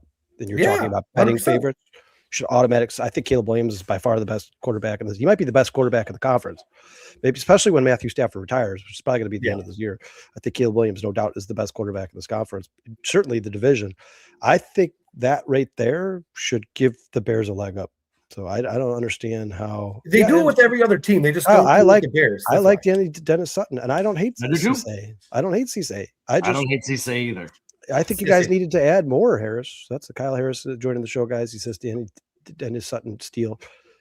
Yeah, it was for sure, and I'll talk about him a little bit later on the show. But yeah, I just think they didn't do enough. Man. That's Justin's new. We're getting Dustin a Dennis Sutton Packers jersey.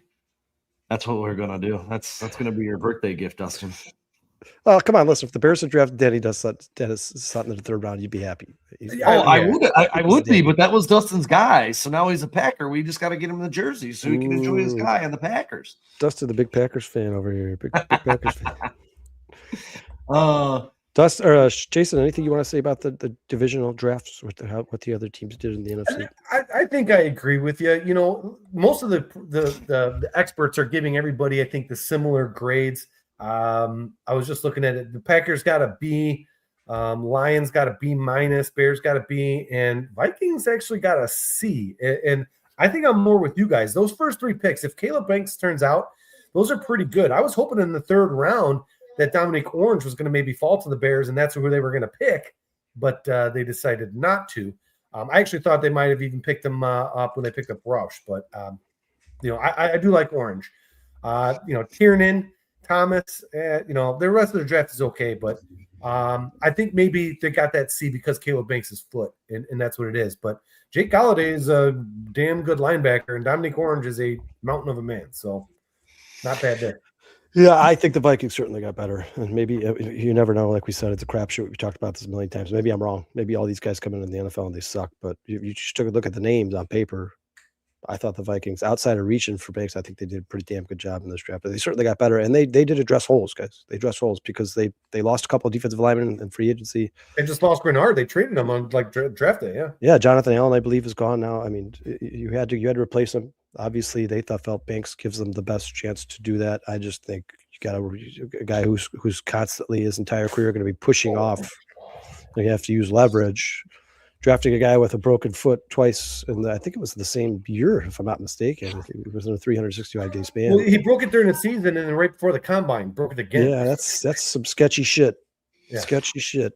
Yeah, if Caleb Banks doesn't work out for him, that's going to be detrimental. But if it does, it's going to be detrimental to everybody else in the NFC North. And one thing you did not want is for the Vikings defense to get any better, because they're usually one of the top defenses in the NFL to begin with. Yeah. But I'll tell you what, this secondary, just one last thing, and then we can move on. I think that the Bears' safeties and the speed that they chose is because of that Watson getting behind the secondary this year. And I think that's what they said, all right, we need to get definitely faster. I would have loved to see a little bit more aggression on the front line and the defensive line, but I think that's why they went for speed this offseason in that secondary at the Bears. It's all because of Green Bay. When we look at this draft as a whole, because I'm going to give you some guys that I think are going to outplay their value, and I'm going to give you some running back sleepers here for fantasy football purposes. Because I went to the well last year with Washington, with Ja'Cory Krosky-Merritt. I'm going back to that well again. Because I think when Krayshawn Allen got drafted to Washington, he became the best running back in that backfield. I don't think it's close. I know Ricard White is there. Ricard White is who he is. I have nothing against him. I think he's a great, spell back in this league. But JCM was who he is. We know who Jerome Ford is. We know who Jeremy McNichols is. But I think right now, Krayshawn Allen getting drafted into Washington, he became the most talented back in that backfield. I touched on Desmond Claiborne already. I put his comparison to Keaton Mitchell, a big home run hitter. He'll have a nice battle. 5'9", 188 pounds, 4'3". He was the third fastest running back at the combine. Home run speed. Ball security is a major concern for him in his senior year. He had 5 fumbles. He had 0 the previous year.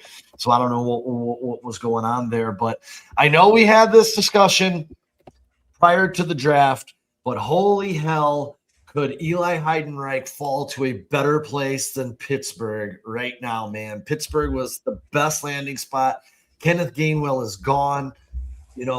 I like Heidenreich a lot. I know a lot of people are blowing up, man, but his elite receiving profile ranks in the 99th percentile of all running backs in the history of the combine, history of college football. This guy, his athleticism shows up on tape.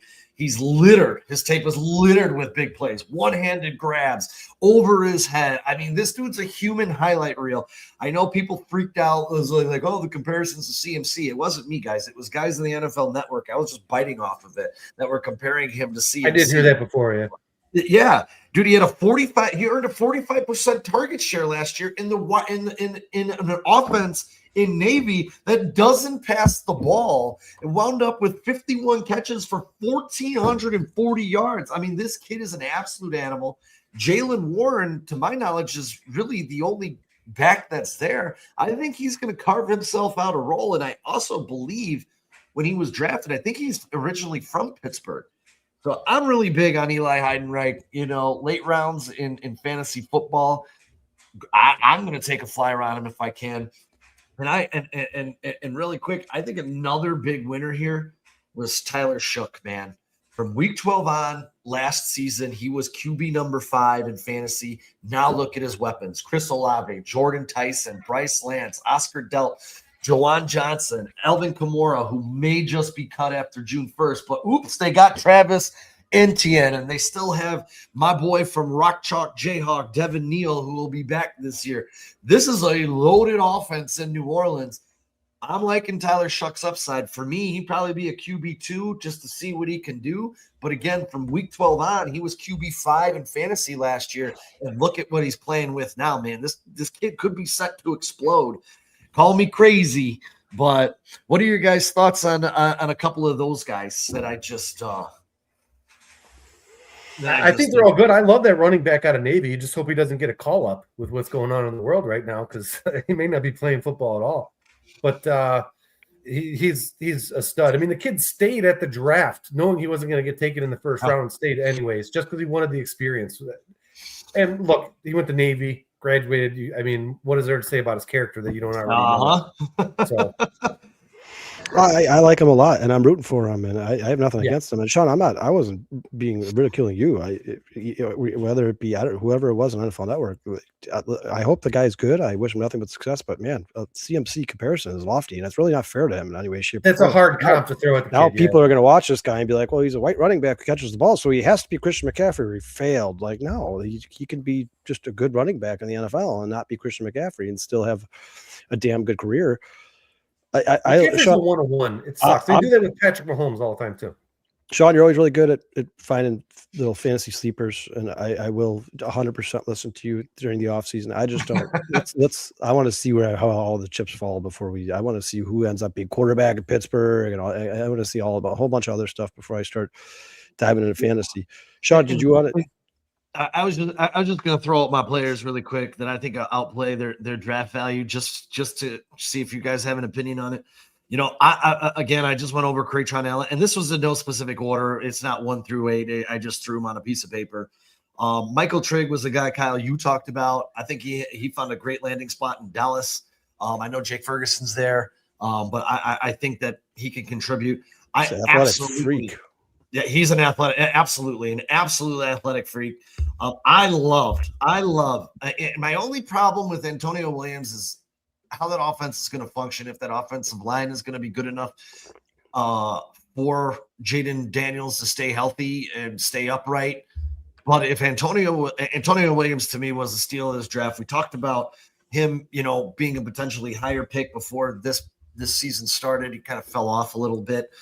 Bryce Lance in New Orleans. I think Bryce Lance might actually be ahead of who was the other guy they picked there ahead of him. Gosh darn it, I can't remember his freaking name right now.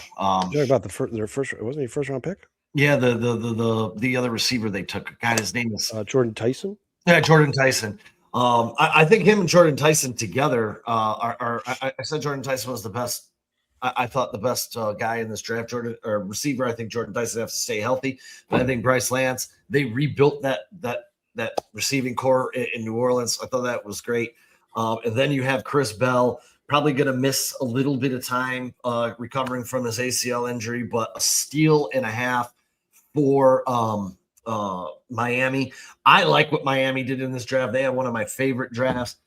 If I flip the board to the defensive side of the ball, this is where I kind of stayed fourth round or later. It's kind of hard on the offensive side of the ball, but I love Jimmy Rodler. Like I said, we'll see what happens with Jack Campbell if they sign him to an extension or he's gone, because if he's gone, Rodler is going to have a chance to be a starter day one for Detroit. Kyle Lewis, I don't think I have to mention Kyle Lewis. I think he was a steal for Miami. I thought he went a little bit later than I thought. Harold Perkins Jr. going in the 6th round, I thought was absolute steal. Same with Caden Curry. LT Overton's going to have a chance to play from day one in Dallas.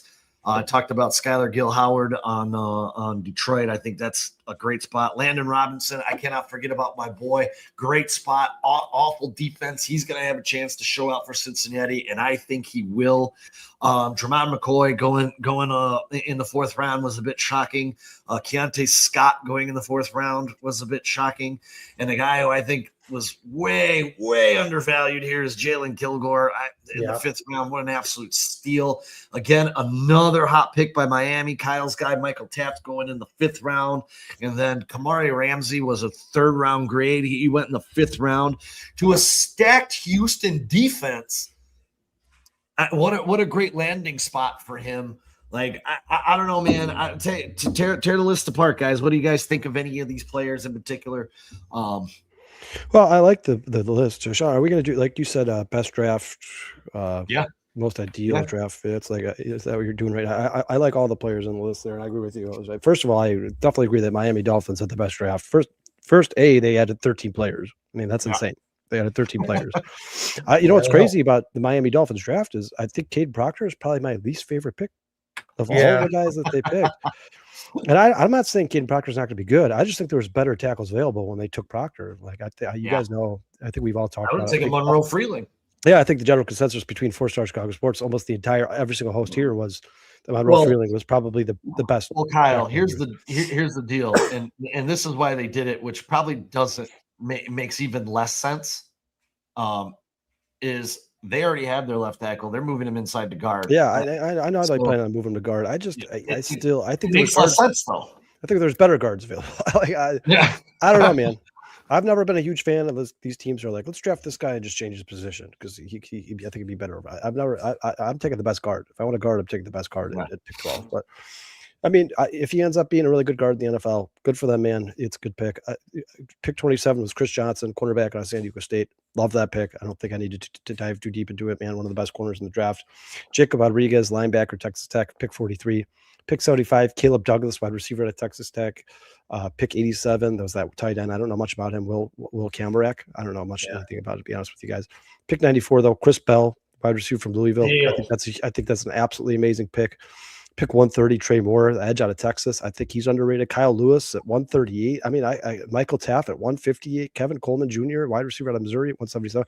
I could go on and on and on and on, man. But at the end of the day, the bottom line is the Miami Dolphins just rebuilt their entire fucking roster. They just rebuilt the entire roster. You know what? For an organization that just hasn't gotten much right in the last 5, 6, 7 years since they started building this team around Tyreek Hill and Tua Tagovailoa and Jalen Waddle, they started off the offseason with that Jalen Waddle trade, which was an absolute steal for them. Denver got absolutely screwed in that trade. How are you giving up multiple picks for Jalen Waddle, man? Jalen Waddle should have been traded for a 3rd round pick. That's what I'm. I think that trade was insane. They accumulate through more trades during the draft. They accumulate 13 draft picks. I like almost all the players that they took. I thought were absolutely. I think Rodriguez and the Kyle Lewis next to each other is dangerous. I mean, you talk about range. You talk about two guys who can roam the middle of the field. That's scary shit. Those two together is scary. And then you guys know I love Michael Taft. He had the highest coverage grade of any safety in Draft Buzz history. I like Draft Buzz a lot. I think they do a good job. I watched the tape. Michael Taft's also another great story. The guy had a scholarship to Rice. He turned it down to be a walk-on at Texas. He ended up being one of the best safeties, All-American, one of the best safeties in the entire country. You literally cannot throw the ball on him. It's almost impossible. He does have problems tackling. He has problems in the run game.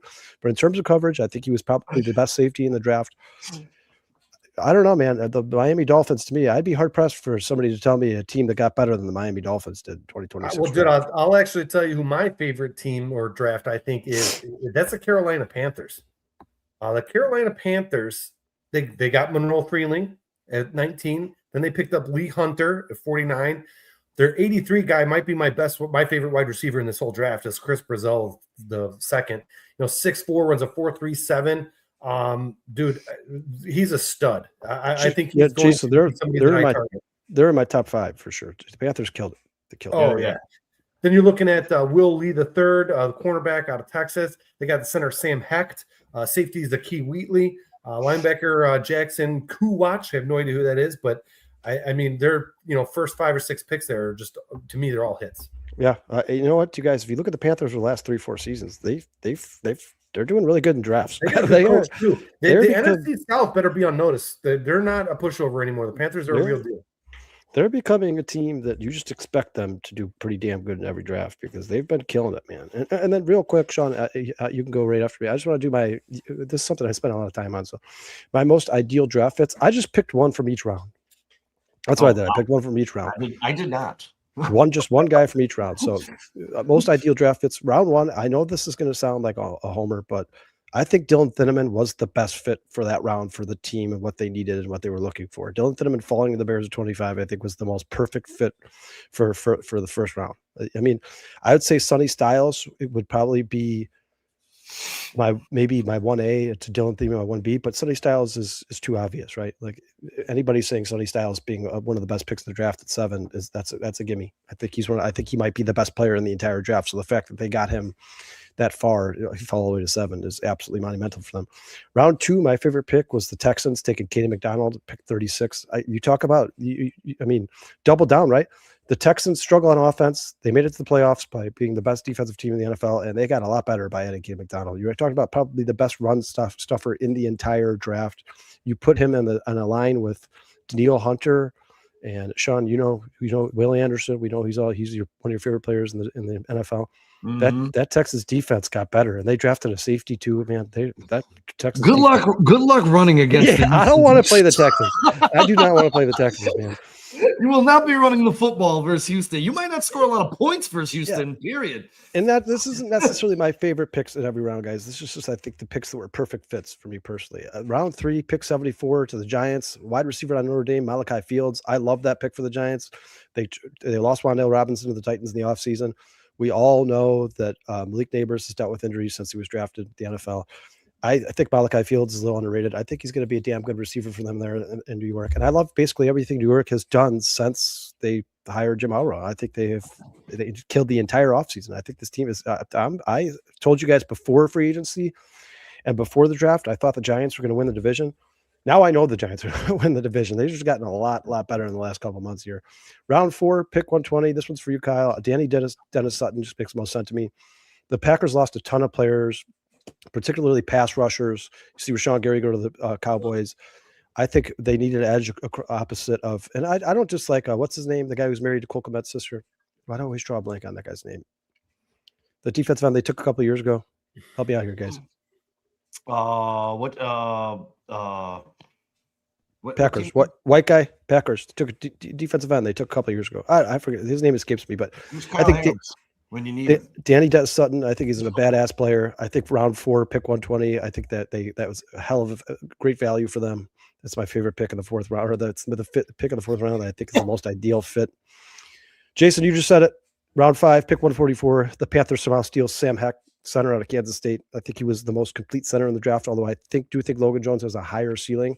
I think Sam Heck is ready to play week 1 for the Carolina But that's Panthers. where that value falls in. We could have had Sam Heck in the 5th. You know what I mean? Well, and what a great pick for the Panthers, man. I mean, they've had pretty good tackles for the last few years, but their interior offensive line is a little sketchy. This certainly helps them shore things up a little bit. Like we all talked about how much we like Sam Heck during the draft process. Round 6, pick 193. The Giants took Jack Kelly, linebacker out of BYU. Great value for them. Another guy who I think is going to be great under Jim Harbaugh. I think that's the best fit for round 6. And then round 7, Sean, you already said it, Landon Robinson to the Bengals. Mm-hmm. Who you got, Jay? I'm not going to go through each round, but the best landing spot, I think, was Bud Clark to Seattle. Obviously the Bears picked up their stud safety, so I think they got a gem there in Bud Clark, and I think their defense is going to be just as good this year as it was last year. So that's a damn good pick by Seattle. Are you good, Jay? Oh yeah, that's it. Well, I just went through the best. We got others, right? I mean, it's like saying name your favorite song, your favorite movie. I mean, there's so many picks I liked in this draft. There is a ton of picks. I actually thought a lot of teams did very, very well in this draft this year to add depth and needs or fill the needs for their. Thanks, Kyle. Lucas Van Ness. Thank you, Kyle. I appreciate it. Yeah, there we go. Thank you. But if I mean, Kyle already said it. I thought Miami had a great draft, and if I'm picking another team, I call me a homer because they're my second favorite team in football. I thought the Buffalo Bills, TJ Parker, Davison. I don't even know this corner. I'm not even gonna try and pronounce his last name. Skylar Bell, Caleb Elmars, or Jalen Kilgore, Zane Durant. I thought Buffalo went on the defensive side of the ball. They picked two offensive players in their first half. They recognized, hey, we need a wide receiver because it's been a Josh Allen deficiency forever. They got DJ Moore now. That's still all you got. And they got Shakir now. They got Shakir. Now they're dangerous. Now they're Skylar. I absolutely love Skylar Bell. He was one of my sleepers in this draft. But then you got linebacker, you got one of the top edges in the draft. You back that up by getting Zane Durant to put in the middle in the 5th round there. Like I thought Buffalo did an absolutely great job in this draft. If I want to say my worst draft here was the Los Angeles Rams. Ty Simpson at 13 didn't make a lot of sense to me. You're on the cusp of being one of the most well-rounded rosters in the NFL. Go pick a stud there that puts the cherry on top, not a developmental quarterback. I think their best pick, and this is very sad, was Max Clare. And I say watch the fuck out for Max Clare because I think him and Terrence Ferguson on the field together as wide receivers or as tight ends will both be dangerous. Max Clare at Ohio State was awesome and fun to watch. Great pass catching wide receiver, can block. Love his yak after the catch. But I don't know. CJ Daniels, wide receiver, Tim Keenan, Keegan Trust. I don't even know what they did in this draft. I think taking Ty Simpson, I know we all look at each other like, Ty Simpson, really? And from what I hear, doesn't seem like the head coach was too happy with it either. Well, you guys, including the chat, Sean, you said Buffalo. Jason, you said Carolina. I said Miami. And I love what Pilgrim says here, the Browns. I think those are the best 4 drafts. The Browns had a really good 4 draft. best drafts. They always have a good draft, and it never turns into wins. So who gives a shit? Well, sure. I mean, I'm not saying what they're going to do. They know what to do with it or develop the talent. But if you look at the players just on paper, their first 4 picks were outstanding, dude. Yeah, him and the Jets. That's where players go to die.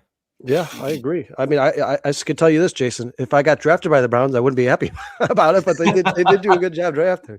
I agree with Dustin. Their defense is elite level, maybe second to only Houston, and they can't win a game. It's insane. Yeah, it's pathetic. Well, they need a quarterback, and not one that like molests massage therapists. I agree with Dustin, and Jason, I think you did too in the chat here. Yeah, the Jaguars draft was atrocious, dude. Awful. They got a D-, I think, on like NFL or PFF. Whatever. I was like, dude, how old is their GM? Like 22? Look at that guy. What he looks like he's 23 years old, dude. Yeah, the Jaguars were used AI to pick his draft. I don't know, man. I watched an Instagram Jaguars fan talking about the draft on Instagram, and I didn't realize how bad it was. And then he started digging into like the numbers and the players. I'm like, oh my god! Not only is every single player on this list a reach where they took them, but they're not that good. None of them are that good. And for a team that looked like they were getting better last season, the Jaguars looked like they took a big step forward last season. You followed up with that draft? Ugh, dude, it's bad. It's bad. When it comes to Atlanta, I'm not really. I think they got a steal in Harold Perkins Jr. I think it's cool they drafted Avian Terrell to play with his brother. Zachariah Branch, I don't know. Kendall Daniels, I don't know. Ontario Toms. I mean, I'm probably at a C for the Falcons. Not definitely for me personally, bottom half of the draft class, because I think when you start looking at it, like, Carolina, Buffalo, I thought the Bengals did a good job. Bengals went defense to try and solidify their holes on the defensive side of the ball. I guess they only picked 3 defensive players, but Landon Robinson. They also did they address the offensive. They addressed the offensive line too, right? And they did with Connor Liu. Good. They needed to. They needed to. Well, the thing I didn't understand is why they drafted 2 centers. I think one of them is a guard. I hope so. Yeah, they better work him over. No, Sean, I'm glad you brought that up. I read about the second, not Connor Liu, but the other guy is a guard. Ryan Parker. Yeah, he's going to be a guard. You know what? The Bengals had to address the offensive line guys. You're going to pay your quarterback the highest of any quarterback in the NFL just to go out there and get killed every year. Like, you got to protect this guy, man. I feel bad for Joe Burrow. The problem with Atlanta is they didn't have a draft as good as the last couple of years because they've been hitting on a lot of guys in the draft. They just this year, not like in years past. There's nothing you can do about drafting a guy who is a psychopath and gets arrested by 6 cops. There's nothing you can do about that. And Dustin brought up Jonah Coleman. The Broncos taking him, man, adds to a crowded backfield because they did re-sign J.K. Dobbins. They drafted R.J. Harvey last year. Jonah Coleman is that, short yardage, pounded into the end zone type back. So I don't really know what that does, for the stock of one R.J. Harvey. You can bank on the injury for J.K. Dobbins because it's going to happen. It's a matter of when. You guarantee that dude's missing a good amount of time. But the Jonah Coleman pick, I guess, maybe the insurance for when J.K. Dobbins does get hurt. Didn't Najee Harris visit with them too? Yeah, I think so. And he's still a free agent. Wow, they just want like 12 running backs there, I guess. I don't know. A lot of running backs, man. What was your guys' favorite pick in entire draft? Who's your favorite pick? For me, just being a homer, I'm going to say Thieneman, obviously. But Jason, I think he's in the conversation for a lot of people who are not Bears fans. I think Thieneman at 25 was A++ for a lot of people. Not just Bears fans. Not being a homer. Look, he's good. I just really hope he hits, man, because he's a white guy. I know it sounds crazy. His athletic scores are off the chain, but it's a rarity. What was the last white safety we had? Who was that guy? Chris Conte. Yeah, I mean, just please don't be Chris Conte. Yeah. Sean, whatever. Favorite pick of the entire draft. Doesn't matter where. You could say Jeremiah Love. Doesn't matter. No, I hate to go back to this well again, but if the Bears aren't winning the Super Bowl, I want it to be Buffalo. I loved the fact that they took Skylar Bell and they helped Josh Allen out. And this is I took this from what is this, Denny Carter, best and worst fantasy fits. I agree with this guy so much, and he is such a dynamic wide receiver. With DJ Moore there, with the 2 tight ends that they already have, Kincaid and what the fuck is his other? I can't remember. Dawson Knox. I just think that this could be the difference that helps get Buffalo over the top finally. Like I really do believe that, because they've been so far, so close. But the same knock every year. Man, get this guy some pass catchers. Get Josh Allen some help so he doesn't have to do everything himself. They finally did. I love that pick to him. I would have loved any of these good top wide receivers to Buffalo. I'm glad it was Skylar Bell because I was pretty high on Skylar Bell. I like him a hell of a lot more than I liked the Keenan Coleman pick a couple of years ago because I hated that pick on draft day.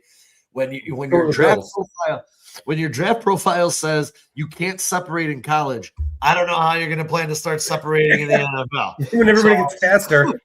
Yeah, I was really surprised when I saw on NFL.com a couple of days ago that the Buffalo Bills are not listening to trades for Keon Coleman. Well, you should be.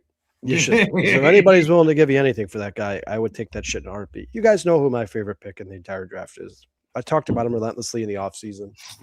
He was my favorite player in the draft outside of Sonny Styles and Jeremiah Love. And I'm not saying he was the third best player in the draft. I'm saying he was a guy I really, really wanted the Bears to get, guys. Pick 43 to the Dolphins, linebacker Jacob Rodriguez out of Texas Tech. I absolutely love that guy. I think he's going to be a giant badass in the NFL. I think he was one of the best picks in the draft. I think he makes the Dolphins defense a lot better very quickly. How he fell that far, I think he should have been a borderline first round pick. He was the second linebacker taken, though. Yeah, I mean, I'm not to Sonny Styles. Yeah, and Yeah. so obviously, he was valued very high. He was number 2. You weren't going to get Sonny Styles, right? The Dolphins were so. Right. I just love that pick, man. I think I think them taking him and Kyle Lewis in the same draft, those two playing next to each other. You got Kyle Lewis, who's kind of that free range guy who could roam. He could play multiple different positions. You got Jacob Rodriguez, who's the anchor in the middle of that defense. I'm telling you, man. In correction, Kyle, he was third because Avril Reese is listed as a linebacker. So he was there was a couple of guys. He's an edge, though. I mean, he's more of an edge, but they have him listed as a linebacker. It went Avril Reese, Sonny Styles, Rodriguez. So I just love Jacob Rodriguez, man. I hope he has a really good career in Miami. I would have loved if the Bears drafted him. Obviously, they never really had a chance outside of the 25 pick, and I wouldn't draft him there. But he's a badass. Great pick for them. Yeah, I'm definitely him and Sonny Styles are my 2 favorite picks in the draft because I don't think Sonny Styles should have fallen to 7. I think and honestly, we say that Heineman was a big drop. Sonny Styles at 7. We were watching the draft like he's going next. Nope, dude, the Chiefs trade up to 6 and you don't take Sonny Styles? What are you doing? What are you doing? Like Chiefs, you talk about a team that literally drafted position of need over best of player available. You trade up to 6. I'm like, oh, the Chiefs are getting Sonny Styles. They're going for Sonny Styles. They traded up to get Sonny Styles. Like, I don't blame them. What a badass. That guy's an amazing player. And they go with the corner. It was nuts to me. I'm sorry, but I thought for sure. I'm like, oh, great. The Patrick Mahomes of the Kansas City Chiefs. That's what they need. A Sonny Styles. That's great. Awesome. And then they go and pick the corner. And you know what's going to happen with this corner, right, guys? Knowing the Kansas City Chiefs, he's going to be a complete badass, and they're going to trade him in 3 years. Yeah. What was your biggest? Come on over to the Bears. What was your biggest deal, Sean? Because I know where you're going to go with this one. I actually have a couple, man. I have 2. I honestly think Emmanuel McNeil Warren. I knew it. In the second round to the Browns was pick 58. Just an amazing grab, 58. Like, guys, either we're really bad at this, or this draft threw a lot of GMs off. Right? I don't know, man. And 58. My other one is Kyle Lewis, man. I just think of put in the right system. I think Jeff Hafley is going to do wonders with him. I think the Green Bay Packers, and I'm going to go on record in saying this, dude. I think the Green Bay Packers are going to be watching the Miami Dolphins like we fucking let go of the wrong guy. I have that feeling. Well, I don't know. They should have been letting him. His first draft. They should have been letting him do the drafts. Like, I'm not saying maybe they could let him go, but before he left, they should have let him do the drafts, man. Because his first draft in Miami, he killed it. Yeah, absolutely killed it. I'm sitting there watching this draft, and I'm watching going through the things, and I'm sitting there. I'm like, man, wonder how Packers feelings are feeling right about now. Because they're watching Miami just draft stud after stud after stud, and now you had 13 picks or whatever they had. Obviously, it's a lot easier to get a ton of studs, but still, you could still drop the ball and pick a bunch of losers. Jason, who's your biggest steal, man? Man, I actually like Mekhi Lemon a lot. I know he still went in the first round, so I don't know if that's a huge steal, but I think that GMs this year valued wide receivers a lot more than they were letting people onto. And I think sometimes a lot of these professional mock drafts and these analysts, they're going off of what they might have some sources are telling them in teams, and they get maybe a little too caught up. We were all talking about edges and D tackles and everything. Not many people were talking about wide receivers. And Mekhi Lemon to land there at a team that's a very, very good team, right? They're an unbelievable team. They're always in contention for the Super Bowl. They might be losing A.J. Brown, and you bring in a wide receiver that if you do lose A.J. Brown, you got a guy that can, win over the top. He's a go-get-him guy. I love that pick. I'm probably going to pick him up in fantasy, to be perfectly honest with you. Yeah, I did a backup because I knew Sean was going to take McNeil Warren, and that was the guy I originally picked for obviously the Browns round 2 pick 58. I don't think McNeil Warren had any business falling that far, but my second biggest steal of the draft was Caleb Proctor, defensive tackle, Louisiana, round 4 pick 104 to the Cardinals. The Cardinals just keep finding value at defensive tackle. Last couple of drafts, they've added a couple of studs. I think it's not going to be long before that Cardinals team is good outside of the quarterback. Yeah, and to Jason's point, the Eagles, I do believe the Eagles are trading post June 1st to AJ Brown gone. The Eagles are going from AJ Brown, Devonta Smith, Dallas Goedert, Jahad Dotson to Devonta Smith, Mekhi Lemon, Dallas Goedert, Tavion Wicks, Eli Stewars, and Hollywood Brown. Do you guys? I just want to ask the question: when you look at where they were and where they went, do you think that the Eagles' passing offensive pass catching room is better than it was last year? It's hard to tell because they have games where they won't really pass, and I think that's a whole problem with AJ Brown and the Eagles. Like, I think that he maybe felt he wasn't getting the ball, he was open, and maybe they lost a couple of games. And he's a wide receiver, right? He's got a wide receiver ego.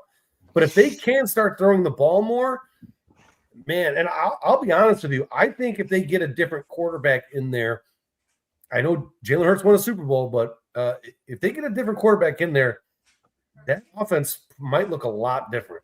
A lot. And I think you can see a lot more passing. I think they like their backup quarterback a lot too. So it wouldn't surprise me if he ended up starting some games for them. Sean, I think they got better just if they do get AJ Brown out of there, they got better just by default. Get AJ Brown out of there. I don't know what it is. You guys, I'm not saying I don't like AJ Brown. I'm not saying he's not a good receiver, but it's not working in Philly. How long are you going to try to force? You could be poisoning the locker room. You know what I mean? How long are you going to try to force a square peg in a round hole? Yeah. It's not working. Listen, AJ Brown's a damn good talent. He's a good receiver. And if he goes to the Patriots, I bet he's going to have a couple good seasons there before he starts pissing people off, annoying people, and he gets traded out of there too. By default, I think it was like Jason said, Lemon is a really good player. But Lemon weirds me out personally. He's a weird dude, as a person. I think he's really a weird dude. Strange. There's just something. I think there's something going on up there. I don't know. You know what though? Did you hear what he said today? Philly loves those dudes though. He had an interview today that said draft day taught him a lot about how to act professionally. The whole Stevie Wonder act and everything that he did going out to the stage, he did come out today and said, hey man, someone talk to him. Like, bro, you're representing our team. Don't be a fucking idiot. Well, just don't be weird, dude. You're weird. Like, he's weird, man. And I'm not, that doesn't have nothing to do with his athletic skill, his football skills, nothing to do with that. I think he's still going to be an amazing wide receiver, but I think it's time for AJ Brown to leave that team. I think it's run its course. But I do agree with Jason. I don't know how much of the passing game. I don't know how much of the passing game problems fall on the receivers. I think Jalen Hurts has limitations. And listen, they built a damn good roster and they won a Super Bowl because of that. But I don't think they won a Super Bowl because of Jalen Hurts. They played good D and ran the ball. I think he has limitations to the passing game. I don't think he's as good a passer as people that first gave credit for when he got to the NFL. And if they want to become one of the most prolific passing offenses in the NFL, you could keep adding receivers all you want. At some point, I think it's time to replace Jalen Hurts. And I know, Jason, you just said it's crazy to say that about a guy who's been to 2 Super Bowls in the last 4 years, right? That's insane. Like, people are like, are you nuts? But if your goal is to become a much better passing offense, I think there's only so much Jalen Hurts can do. That's just me personally. I'm with you, and I've said it for years. He fell into a good situation. Sure, and there's a lot of quarterbacks who could have won a Super Bowl on the Eagles, but 100%. So, I wanted to ask you because it looks like the picks for the Packers and the Cowboys are starting to come through with that trade, and it looks like Micah Parsons, Kenny Clark, Quinlan Williams, Mekhi Lawrence, Devin Moore, and LT Overton were added to the Cowboys. How do you guys feel? Packers still winning that trade? No. Well, I said this before. I said this when the trade was made. If you lose one season to him, torn ACL, whatever, and I said this before the trade, before the torn ACL, you've lost the trade because you gave up 2 first-round picks. I still think Micah Parsons is one of the best players in the NFL. I think he's gonna be a headache for the Bears, considering they don't have a true left tackle, and if Darnell Wright gets hurt, you're in big trouble. But I think just the fact that you lost almost a whole season to him, the Packers lost that trade. Yeah, them getting Devin Moore, LT Overton, and Mekhi Lawrence in this draft off of that trade. I mean, they kind of rebuilt their defense. Great job by the Green Bay, great job by the Dallas Cowboys. I mean, they had a solid draft. They used those Made a good draft, yeah. Yeah, they used those picks to rebuild, and I think they'll take a step up. I think someone in the chat said that. I think Dustin did, yeah. Dallas's defense was the big winner of this draft. So don't forget, they also got a player back in that trade too. So you got to put him in that conversation. Yeah, they got a tackle, yeah. Like Kenny Clark. Yeah, Kenny Clark. So maybe the team works out well for both teams, or the trade works out well for both teams. Maybe it was perfect for both teams. But you guys know I talked about this when it came to Dexter Lawrence. I'm just not a big fan of parting ways with multiple first-round draft picks. I'm not. Yeah. I like having guys. I like having studs on 5-year rookie contracts. I think that's how you build successful teams. Look at, they just took a nice pick this year, and they're going to have another pick next year in the first round because of this trade. So good trade for them, man. Good trade. The Broncos. Yeah, they shot for the stars. They really had a pretty decent, and they took their shots. I mean, if they hit on a couple of these guys, man, good luck in the NFC East. It's not going to be an easy division. Yeah, and the last thing on the docket, guys, the last one that Sean put in the show description is one we maybe already have talked about, but your least favorite pick in the entire draft. Mine was Ty Simpson. I just like, dude, go pick someone that's going to put you over the top. Maybe for me in that position, knowing that this guy misses time and he's coming to the end of his career, draft Devontae Adams replacement because your roster is Super Bowl ready. That's just me. Again, or Caden McDonald, dude. Can you imagine Caden McDonald on the Rams with Kobe Bryant and you can't run on him, and you have Jared Verse coming off the edge like that. Yeah. That would have been some scary shit if I were the and they could score Will. And Sean, I don't think there's anybody more pissed off about that pick than Sean McVay. And I know, listen, there's a lot of theatrics in the NFL. There's a lot of drama. Dude, did you hear the video? He actually was talking to him. He wanted him. That was a whole show. Dog and pony show, dude. He wanted Ty Simpson. Why would you? You have one more run at a Super Bowl, right? 13. You have one more run, one more good solid run of the Super Bowl with Matthew Stafford. That pick didn't make sense to me at all. My least favorite pick, guys, was the Detroit especially when quarterbacks next year are going to be so much better. You could have just waited a year. Yeah, way better class. My least favorite pick in this draft was the Detroit Lions taking Blake Miller in the first round. I just don't. Sean, we've talked about on the show before, Jason, moving Darnell Wright to left tackle. None of us liked it. None of us liked the idea of doing that. You have a perennial Pro Bowl right tackle, maybe a top 3 right tackle in the league. Just keep him there. Let him keep doing what he's good at. Don't start moving people around. And instead of taking a good, proven left tackle, the Lions decided to take Miller and double down on moving Penei Sewell to left tackle. I think there's going to be a transition period. I think there's going to be some learning curves. And I agree with what Jason said earlier. I just don't know what they're doing in Detroit. I don't know what the hell's going on up there. But for the team that was building a championship caliber roster for 3 years, they look like they're going absolutely the complete opposite way. I think Blake Miller has deficiencies. I think he's going to struggle. I don't think he's like a proven talent. And you took him at 17 in the first round instead of just taking a left tackle. Here, it doesn't make sense. Really quick, hey Prophet, I just don't like Ty Simpson. 1-year starter at Alabama, 60% completion percentage. I'm good. I just guys, you could have gotten him in the second or third round. Exactly. At 13. Yeah. Dustin's not gonna like this. I don't like any of the quarterbacks, including Mendoza. I'm not a huge fan, man. I don't like any of the my favorite quarterback in this class is Cole Payton. It has been since we started doing this draft shit, and I have not changed my mind. I like what that kid brings to the table, and there's a possibility because of his skill set and his athleticism, you can see Cole Payton maybe transition into a Tyson Hill type role down the line in the NFL. I really like Cole Payton a lot. So I certainly don't like Ty Simpson. I think Mendoza. I think his ceiling is more limited than people think. And I'm not saying Mendoza's going to be a bad quarterback. I think he could certainly move the offense there. I just don't think he's like a guy you win because of. If I was a quarterback needy team who's trying to build a championship roster, I would have waited till next year to take one of those quarterbacks. That's just me. You got your worst one, Jay? Yeah, it's Sissy in Green Bay. He's unathletic. He literally, every scouting report says he will eventually develop into a starting cornerback. And you took him in the second round. You drafted a Sissy in the second round. Well, I'll tell you this. The Packers secondary, who's left there? Carrington, Valentine, Keyshawn Nixon, and now this kid. That secondary ain't so good. It's not a good secondary. No, and when you look at the receivers in the NFC North, you would figure that would be a high priority. The Bears certainly made it a priority because they know they have to play Justin Jefferson. They know they have to play with that plethora of receivers from the Packers. They know they have Amon-Ra St. Brown. Those receivers have made the Bears look pretty bad in recent years, especially Amon-Ra St. Brown. And the Bears are like, we have to address this. Like, this is not good. These guys are just beating the shit out of us.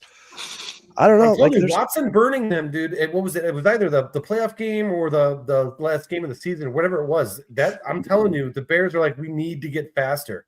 I mean, how about Justin Jefferson is there too, but how about Matthew Golden taking that screen pass and scoring a 20-yard touchdown, running through five would-be tacklers? Like, I think the Bears are building this team not only around the strengths of Ben Johnson and Dennis Allen, but also around the strengths of their teams they're going to have to play twice a year. And you want to know what's funny is when you really think about it, that Bull Melton, how Bull Melton got behind the defense and scored that big touchdown against the Bears. That's the, top speed, a top speed guy. That's kind of the Xavier Thomas pick to me, kind of a Bull Melton type. Call me crazy. Well, you got speed now at safety. I really don't see very many people getting behind him. I'm just being honest. I agree. Position. I agree there. I know it's easy to say this, and people are going to say, well, you're just saying that because he's white, but Dylan Thiedemann reminds me of Harrison Smith. He does. He reminds me of him a lot. I think they're both uber athletic. I think they're both good at everything they do. You can move them around a little bit. They can play multiple positions. He reminds me a lot of Harrison Smith, and Harrison Smith is one of the best safeties in the NFL for the last 15 years. I love Dylan Thiedemann. I think he's, like I said, Jason, I don't think it's a stretch or makes you a homer to say that he may have been one of the best picks in this entire draft. I don't think he had any business falling to 25. Thank you, Minnesota. Thank you for taking an often injured defensive tackle and letting him fall right into our lap. I greatly appreciate all your contributions to Chicago Bears football. I love the videos of Packers fans. Dude, they've been great. Like, why? How do you guys let this guy fall to the biggest need? They need a safety. We didn't have a starting safety, dude. And they just gave us one. And you let them get the second best safety in the draft, and he could be better than Caleb Downs. We don't know. Probably not, but he could be. You want to know what's even better than that? Is watching the Minnesota fans freak out because they took fucking Caleb Banks. They wanted Thiedemann, and they're like, no, the Bears. Dude, it's been great. I have a bunch of them saved in my bookmark on X. So if I'm having a bad day, I can just go to those bookmarks and they cheer me right up. It's like I have saved the videos of the Bears comeback in the playoffs of the Packers podcasters crashing out too. Oh, dude, that's I've watched them like 5 or 6 times since the season's been over, maybe more, because it just puts a smile on my face to see these assholes all crashing out because we've spent so many years crashing out over them. I'm so happy we're doing it to them. Come on, let's go. Yeah. I mean, if you talk about first round per division, not the draft, just the first round, I'd say outside of the Bears, the rest of the NFC North, I mean, the Packers didn't have first round pick. Yeah. The Vikings took a guy who has a broken foot on the same foot the last less than 2 years. And the Lions took right tackle so they could move their good right tackle to left, which could create problems. And the right tackle they took is not that good. He wasn't the best tackle in the draft. He's not going to be, I think he's going to have problems. So now you're going to have problems on both sides. If the transition is not perfect for Sewell, now you have problems on both sides instead of just having problems on one side. I don't know, man. I think the NFC North had a pretty bad first round outside of the Chicago Bears. I don't Yeah, disagree, agreed. Dustin. If Caleb Bake stays healthy, he will be a problem. I Question agree. is, Yes, agree. if he's healthy, he- then yeah. Can he agree. stay healthy? Because that foot's going to be a problem. That foot's going to be a problem. And that's one thing we've seen when it comes to foot injuries in the NFL. They linger, man. They linger. Here, for me, and Dustin, as you say, Blake Miller makes way too much sense. I'm taking Freeling. I'm taking Freeling and leaving 100%. my all-pro right tackle at right tackle. Like 100%. Yes.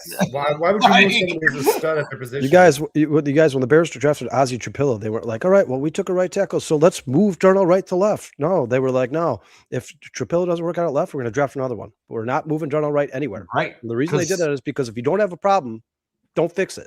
Right. Don't create one. That's for sure. That's what I'm saying. If Sewell you're has creating trouble, two. yes, if Sewell has trouble with that transition, and Miller got a has rookie that ain't working out. struggles to become acclimated to the NFL, now both your sides of your offensive line are in trouble. Both of them. Mhm. And we saw how bad the offensive line created problems for the Lions last year. They did not look like the same team when Jared Goff is running around.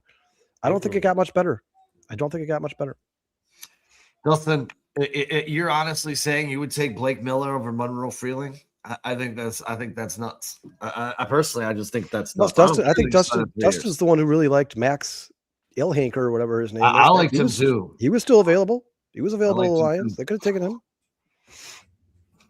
Well, anything else before we get out of here, guys? Because He said he wouldn't. I mean, that's fine. You wouldn't. Yeah, I would have taken Freeling there. I wouldn't have let him fall. You had a problem at left tackle. Fix guys, if they would have taken Freeling, I'd be pissed. Yeah, me too. I'd be fucking pissed off. I'd be like, damn it. They lose Taylor Decker and they go get one of the best left tackles in the draft, if probably not the best left tackle in the draft. Great. And He was projected to them in some mocks, and I remember us saying like, "Oh God, oh Yeah. God." yeah, I was when they called that pick and we were there on Thursday, I was happy. I was really happy. I'm like, thank God it's not Monroe Freeling. No, I'll put a bow on this thing and say, don't forget tomorrow, Dustin and Brandon will be up to their old tricks, burning the midnight oil. They should be in here about 11:30.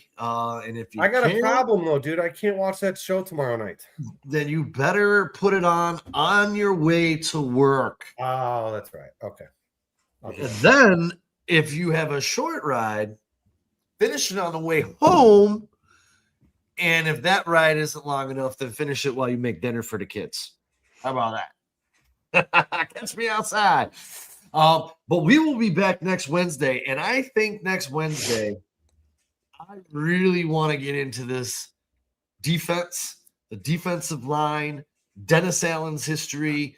So chat, that I think is going to be on the platter. Please, God, because I did hours of research on Dennis Allen's defense and how I did too. And I really wanted to do it today, but we took just the draft. It's draft time, and we won't have anything next week, but we will have a Dennis Allen conversation next week. So look forward to that. Don't forget on Saturday at noon, Kyle and I will be breaking down this 3-3 road trip for the Cubbies out west as they return home to take on the Arizona Diamondbacks for a weekend set at Wrigley Field. And until we see you guys again. Yeah, and so anybody out there who had doubts on the Dodgers, you see the difference between the Dodgers and the Cubs? You see the difference? That's why the Dodgers are the Dodgers. Now, would it be fair to say that if the Cubs didn't have 12 pitchers on IL, they might have a better shot in that series? Sean, they were not competitive in the third. They were not. I agree. They were not. Bobolowski, your guy's alma mater, Kaufman Estates pitcher. The Cubs didn't know what to do with that guy. And the Cubs, that's been who they've been in the past couple of years. You get the true ace on any team. And listen, aces look good for a reason because they're the best pitchers in baseball, but you got to scrape out a run or two. They couldn't do shit against that guy, man. And I don't know if you've noticed or not, Sean, and I don't want to make this Cub show, but you see somebody starting to heat up a little bit in Los Angeles there. That's scary. Oh, Kyle Tucker's last 2 games, he has been absolutely unstoppable. I was going to say Ohtani's coming out of it. He heated up against the Cubs. he heated up against the Cubs. Is right. He's dude. Do you see his first 5 starts on the season? Jesus Christ. He is the greatest baseball player in the world. He's the greatest athlete of all time. That's why I'm sending in all these rookies right here, because I didn't realize how much all these rookie cards of Ohtani are worth. I got to get them graded to get their max value because I might be paying for my kids' college with Sean, Ohtani what's your address and what time are you usually at work? 1600 Pennsylvania Avenue. All right, boys. Until that, yeah, 06 that dude profit. He is, dude. I hate to say it because I hate the whole gambling aspect of him and what he did with the Angels, but you can't deny. We've seen a lot of good baseball players. He is the greatest baseball player we've ever seen. I think he might be the best athlete we've ever seen. That too. He's the best baseball player we've ever seen. That perfect at pitching and hitting seems unfair. And I think the Dodgers get some exemption. I think they can carry another like bat or something like that because he's technically a pitcher. Yeah, it's called the Ohtani rule. It's called the Ohtani rule. Yeah, he's not considered a pitcher, so they get an extra pitcher on the roster. Which is, you know, Jason. All the Dodgers need is another competitive advantage because they're so shitty. Hey, Kyle, as you say, athlete. Would you say he's a better athlete than Bo Jackson or Deion Sanders? Well, Sean, I'm not talking about the genetic makeup. I'm not talking about he can lift bench 270 pounds 550 times. I'm talking about the fact this guy is going to be one of the most dominant pitchers in the history of baseball and the most dominant hitters. And nobody's ever done that before. Nobody will ever do it again. Talk about athlete. Babe Ruth. When you say athlete, Babe Ruth pitched for 2 years. Ohtani's already pitched for what, 8, 9? And that's not even including Japanese league. Yeah, and the competition for Babe Ruth was nowhere near what it is today for Ohtani. I mean, he's to me, you guys. I'm sorry, I don't like the guy personally. I think he was gambling. I think if you listen to the story on ESPN, it's not a question. Ohtani was gambling. He got caught. He was gambling for sure. He dumped it off on his interpreter. His best friend had sent his ass to jail. I'm sure his interpreter's family got a ton of money whenever he went to jail. But he's a piece of shit personally, if you ask me. But you can't deny the fact that he is going to go down as probably the best person to ever play sports. Because I think the guy could. It wouldn't surprise me if Ohtani could play in the NFL. That wouldn't surprise me at all. All of a sudden he's a quarterback throwing 70-yard bombs. Yeah. Honestly, you know what? I think he's just a freak. Saturday morning or Saturday at noon on the North Side 9. Yeah. Until then. Yeah, and real quick, everybody in the chat, thank you so much, you guys. If you haven't already, please hit the like button. That does absolute wonders for us, man. Anybody watching on Twitter, please go over to the YouTube page, 4-Star Chicago Sports. Hit the like and subscribe button. We appreciate it. We love you guys. You guys take care of yourselves so you can take care of each other. And we will see you on Saturday. You guys will see Jason on Wednesday. Love y'all. Appreciate y'all. Take it easy. Bears.